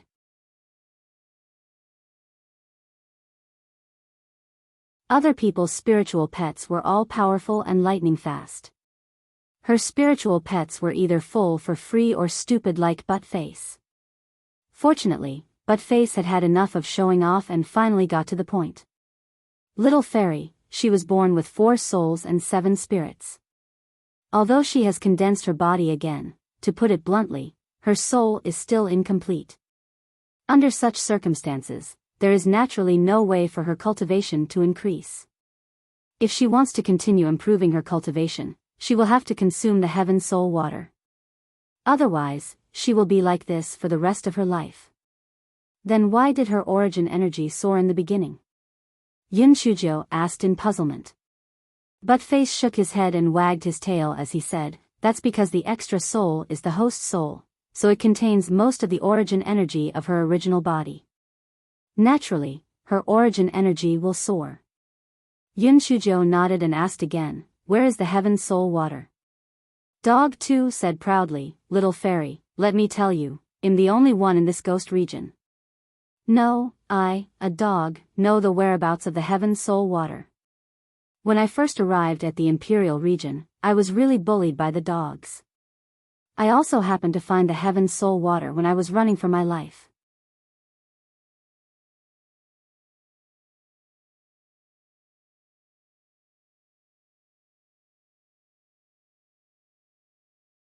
Chapter 44-32, Tiandang Valley. Yun Shujo gritted her teeth in anger when she saw that Buttface wasn't getting to the point. "Buttface, are you itching again?" Buttface blinked his dog eyes and said, "Little fairy, why are you so irritable now? You must be affected by the big brick. You're getting more and more violent." Buttface was afraid that Yun Shujo would go crazy. He quickly continued, "The heaven soul water is in a secret cave in the Tiandang Valley. But there are many high-level essence beasts there. Otherwise, I wouldn't have been chased into that cave in a panic." Tiandang Valley? Yun Shujo took out the topographic map and looked. The Tiandang Valley was at the westernmost part of the Imperial region. It was at least 5 or 6 days away from the base. Not to mention the high-level essence beasts there, just this time alone was not easy to handle. If she left her post without permission for such a long time, she was afraid that she would not be able to enter the Imperial hunting group as Ingqing Luo in the future. Yun Shujo and Buttface used their divine senses to communicate, so the mute girl did not know what the two were talking about. Seeing Yun Shujo frowning in deep thought while holding the map, she asked in puzzlement, "Little Jo, what's wrong?" "The reason why you haven't made any progress with your origin energy is because your soul is incomplete. Unless you can obtain the heaven soul water, your origin energy can only be like this." The heaven soul water was in the Tiandang Valley. Even if one could immediately obtain the heaven soul water there, it would still take more than 10 days to go back and forth. It was not very easy to handle. Yun Shujo said with a frown. The mute girl's eyes first lit up and then dimmed. "Little Jo, forget it. My talent is not very good. Even if I can find the heaven soul water, there's not much difference. There's no need to take the risk." Dog 2 used its divine sense to say, "Little fairy, what she said isn't right. The 4 souls and 7 spirits aren't to be trifled with. If she can consume the heaven soul water, her strength will advance by leaps and bounds. Little fairy, even if you can consume the heaven soul water, your essence energy will also increase by a large margin. That's a top-notch good thing. If I didn't rely on the heaven soul water back then, I wouldn't have been able to leave the ghost region." Yun Shujo was still hesitant, but when she heard Buttface say this, she immediately steeled her resolve. She was determined to get the heaven soul water. However, how could she get the best of both worlds? Sometimes, things were so coincidental. The next day, when 2ZG came to visit Yun Shujo, he said, "Little Jo, I'm going to leave for a period of time. At least half a month, at most a month. You have to be careful." Yun Shujo asked curiously, "Where are you going?"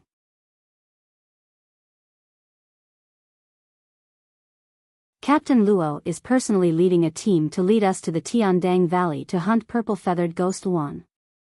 I heard that it was Princess Mei Yen who gave the order," 2ZG said.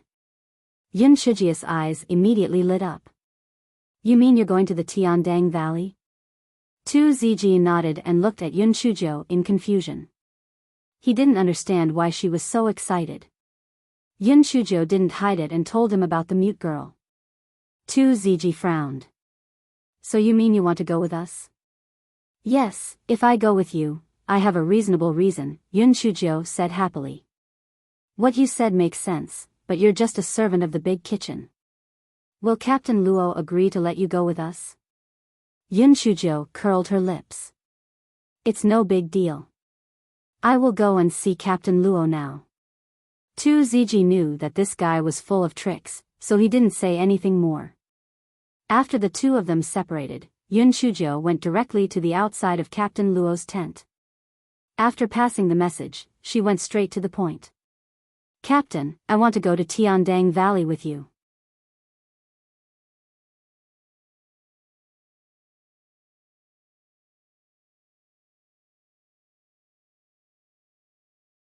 Chapter 44-33 Adding insult to injury. Captain Luo frowned. Qing Luo, what did you say? Captain Luo, I said that I want to go to Tiandang Valley with you guys. I know that my elemental energy is very low now, but this is only temporary. As long as time passes, I will definitely be able to recover my original elemental energy. However, if I continue to hide in the big kitchen and don't participate in actual combat, I reckon that I will need a long time to recover. Therefore, I request to go with you. Don't worry, I will not cause any trouble for you. Also, you have to eat, right? I will be in charge of cooking for you. I guarantee that everyone will be satisfied with their meals. Oh right, Captain, I have a stock of medicinal herb here. I don't need it either. Please take it and use it. Yun Shujo said as she passed a jade box to Captain Luo. Captain Luo saw that the medicinal herb inside was a high-grade earth-rank herb. His expression immediately eased up a lot. Alright, then you can follow along. However, there is one thing that you must listen to the arrangements. Otherwise, you will bear the consequences. Yun Shujo immediately agreed. After saying a few words of gratitude, she then left the tent. Captain Luo looked at the medicinal herbs inside the jade box and nodded in satisfaction. This Qing Luo had really opened her eyes. In the past, she had been so arrogant that her eyes were about to reach the sky. She did not put him in her eyes at all. Yun Shujo returned to the kitchen and found an opportunity to tell the mute girl about what had happened. Then, she said, while I'm away, you have to be careful. If you encounter any danger, didn't I give you a lot of ghost talismans? Use them to escape. If the situation is very urgent, go to the flat region to look for Short Fatty and ask him to bring you to the base region to look for Big Brother. No matter how powerful that old witch's guards are, their elemental energy will be suppressed once they reach the base region. The base region is also our territory, so they will definitely be able to protect you. As Yun Shujo spoke, she handed her a jade token that was not of good quality and said, "This is my keepsake. If you take this jade token, Short Fatty will believe you." The mute girl nodded.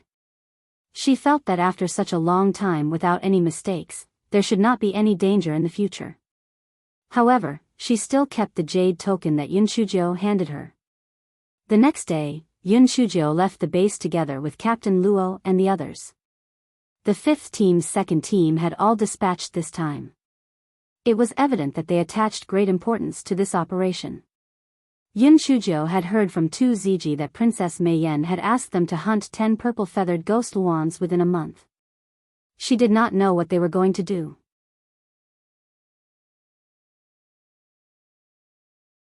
This mission was neither difficult nor difficult. Most of the people in the second team were at the third level of the original Saint Realm.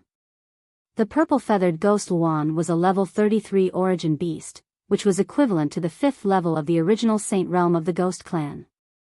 Although the second group did not have the advantage in terms of elemental energy, they had 300 to 400 people. As long as they cooperated properly, it would not be a problem for them to complete the mission. As Qing Luo was very arrogant before, she did not have a good relationship with people in the second group. Naturally, there were people who added insult to injury and ridiculed her. TSK, isn't this the cold beauty of our second group? How did she end up in the position of cooking for us now? It's not that I don't like what I said, but you're only at the first level of Yuanzuan realm now. You can just stay in the big kitchen.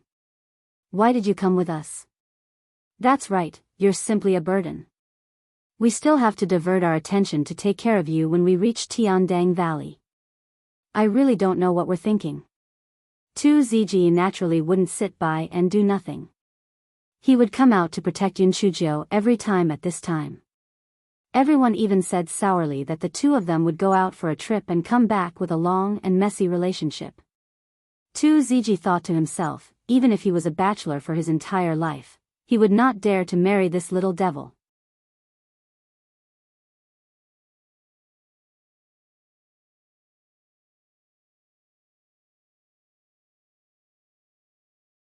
Chapter 44:30 For the purpose of hunting the purple-feathered ghost one, Yun Shujo did not care about these sarcastic remarks.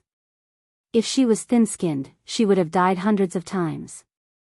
She was just wondering what Princess Mei Yan wanted the purple-feathered ghost one for. Moreover, she wanted 10 of them at once. Although the purple-feathered ghost one's feathers were pretty, there were many origin beasts that were prettier than it. There was no need to hunt the purple-feathered ghost luan in such a grand manner. The taste of the purple-feathered ghost luan's meat was also very ordinary. Yun Shujo really could not think of a reason why she had to hunt the purple-feathered ghost luan. Yun Shujo really could not understand it, so she did not think about it anymore. Anyway, her goal was to obtain the Heaven Soul Water. As for other things, it had nothing to do with her. 5 days later, everyone arrived at the Tiandang Valley. It had to be said that the scenery of the Tiandang Valley was very beautiful. It was no wonder that Dog 2 had taken a fancy to this place. According to Buttface, the place where the Heaven Soul Water was located was in the deepest part of the Tiandang Valley. Therefore, Yun Shujo could not make any moves for the time being. She was prepared to make a move in a few days. Everyone rested for a night.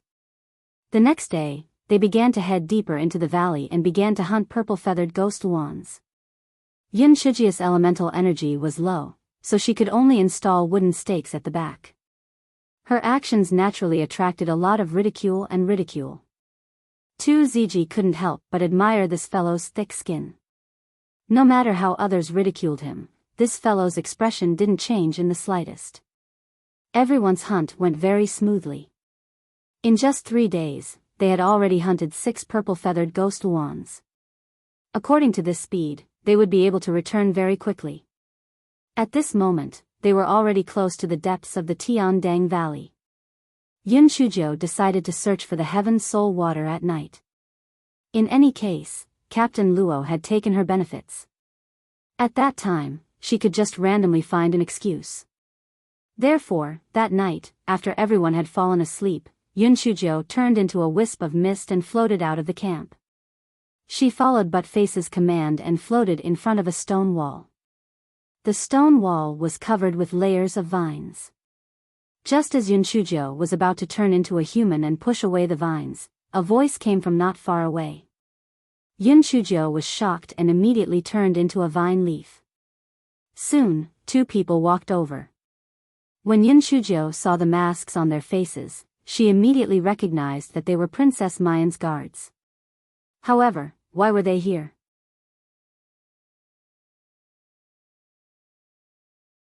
Could it be that they were also here to get the Heaven Soul Water? I saw that those people have already killed 6 purple-feathered ghost luans. Should we make a move tomorrow night? Otherwise, they should leave this place. I don't understand. Why did the princess have to bring them here to make a move? Can't we just summon them into the palace to make a move? The taller man said. What do you understand? These people are from the Imperial Hunting Group after all. If they all died in the palace for no reason, it wouldn't be easy to hide. And this Tiandang Valley is very far from the Imperial City. Even if someone suspects, they won't come over to check. Another shorter man said. The tall guard said snappily, damn it, blame the person who poisoned the blood pool. If it weren't for the blood in the blood pool being unusable, the princess wouldn't have thought of a way to trick those idiots to come here. The short man echoed, yeah, the blood in the blood pool is quite demanding. At least people above the 2nd layer of Yuanxing realm are required. If ordinary people can do it too, we can just capture some people. There's no need to kill these people from the Royal Hunting Group. Yun Shujo was shocked. No wonder that old witch asked the 2nd group to hunt purple feather ghost luan. It turned out that she planned to use their blood to replenish the blood pool. That old witch was really a pervert. However, she could make a fuss about this matter. It might be a chance for her to rise up.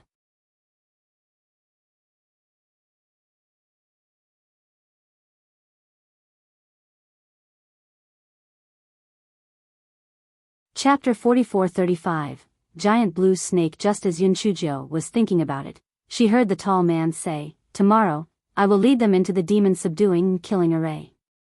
When their strength is almost exhausted, we will just take their blood." The short man nodded and walked deeper into the valley.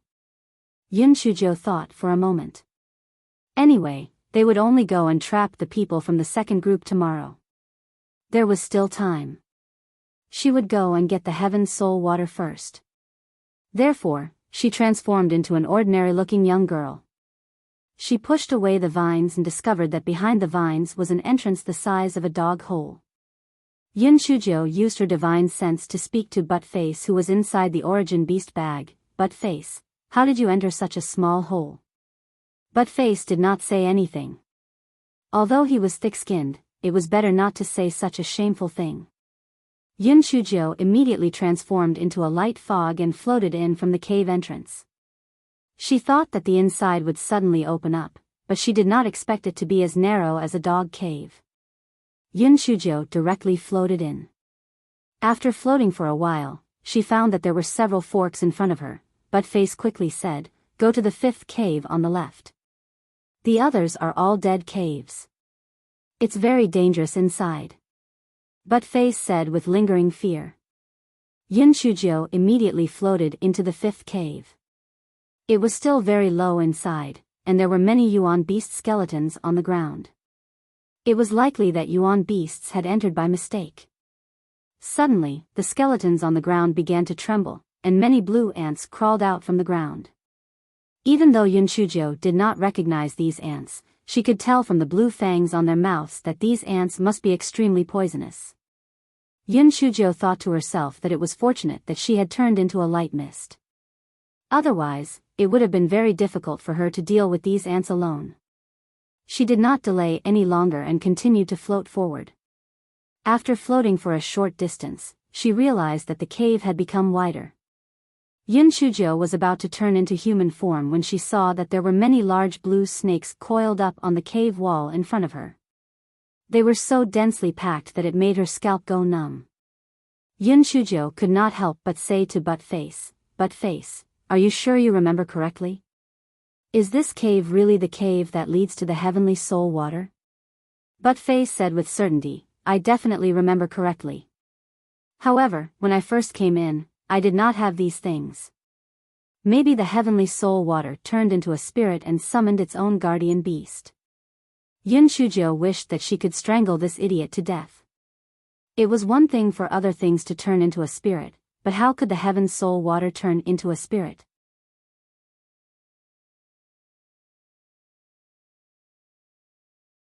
If the Heaven Soul Water was really inside, it would be fine.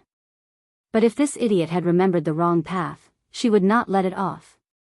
Even though Yun Shujo was now a wisp of light fog, the giant blue snakes were obviously very sharp. Their cold vertical pupils looked at Hei Shinjo. Hei Shinjo cried out in her heart, "This is bad." There was no mist in this cave. The sudden appearance of such a wisp of mist would naturally be suspected. She immediately floated forward. Immediately, a few giant blue snakes spat out poisonous liquid towards the mist. Although Hei Shinjo was not afraid of poison, the poisonous liquid split the mist into several wisps. There was no choice. Hei Shinjo was afraid that the mist would be swallowed by the giant blue snakes. She quickly dispersed into a few purple light spots and transformed into a human shape. She ran into the mist as fast as she could. The giant blue snakes were clearly confused. What the hell was that? Why did it turn into a human? Therefore, Hei Shinjo ran as fast as she could in front, followed closely by a string of giant blue snakes. The giant blue snakes were familiar with the terrain, and the distance between them and Hei Shinjo was getting shorter and shorter. Hei Shinjo had no choice but to summon a large brick and let it help her block the giant blue snakes.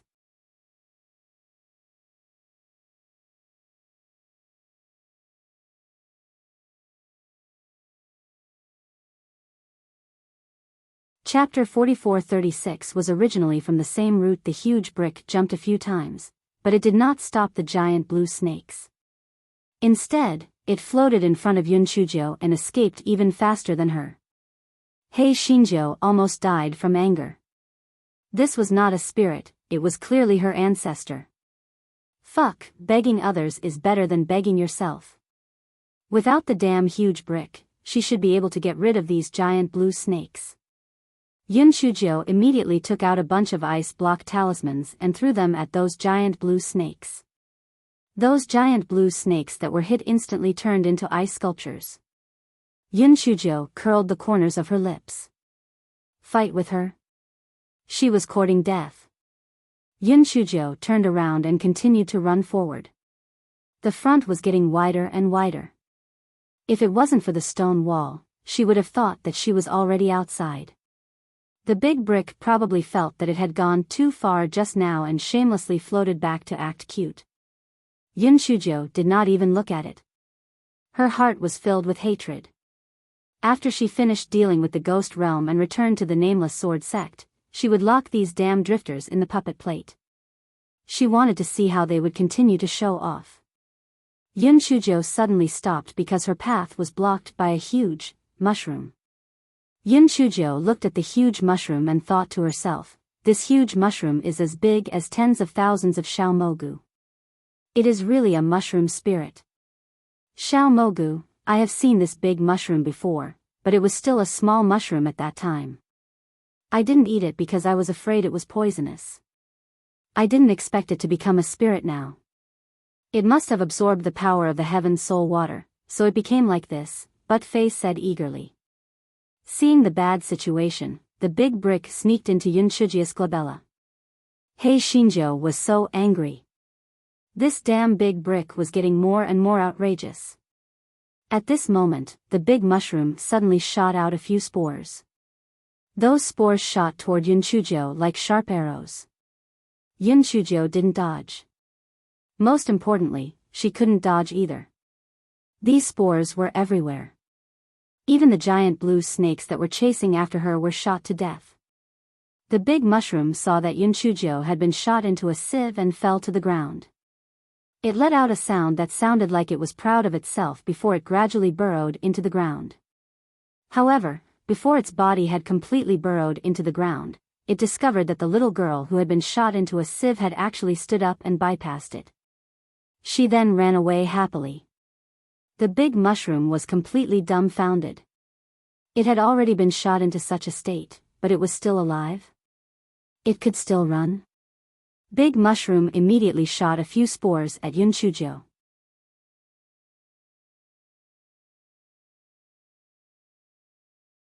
Hei Shinjo was miserably shot into a sieve again, and she collapsed on the ground. Big mushroom was afraid that this fellow would not die, so it shot another few spores. After covering the sky and covering the earth with its robe, Big mushroom was shocked to discover that the little girl had disappeared. Logically speaking, even if she was shot to death, there should at least be a corpse. However, there was nothing on the ground, so where had that stinky girl gone?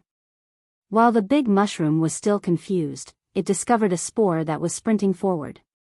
The big mushroom was dazed for a moment before it chased after it. It finally realized that it was not its own spore, but that stinky girl's. The big mushroom was both confused and angry. This time, it simply did not use any spores.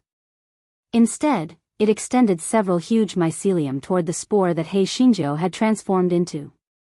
Hei Shinjo dodged and shouted, "Big mushroom, we are from the same root. Why are you in such a hurry to kill us? We are both mushrooms. We are relatives.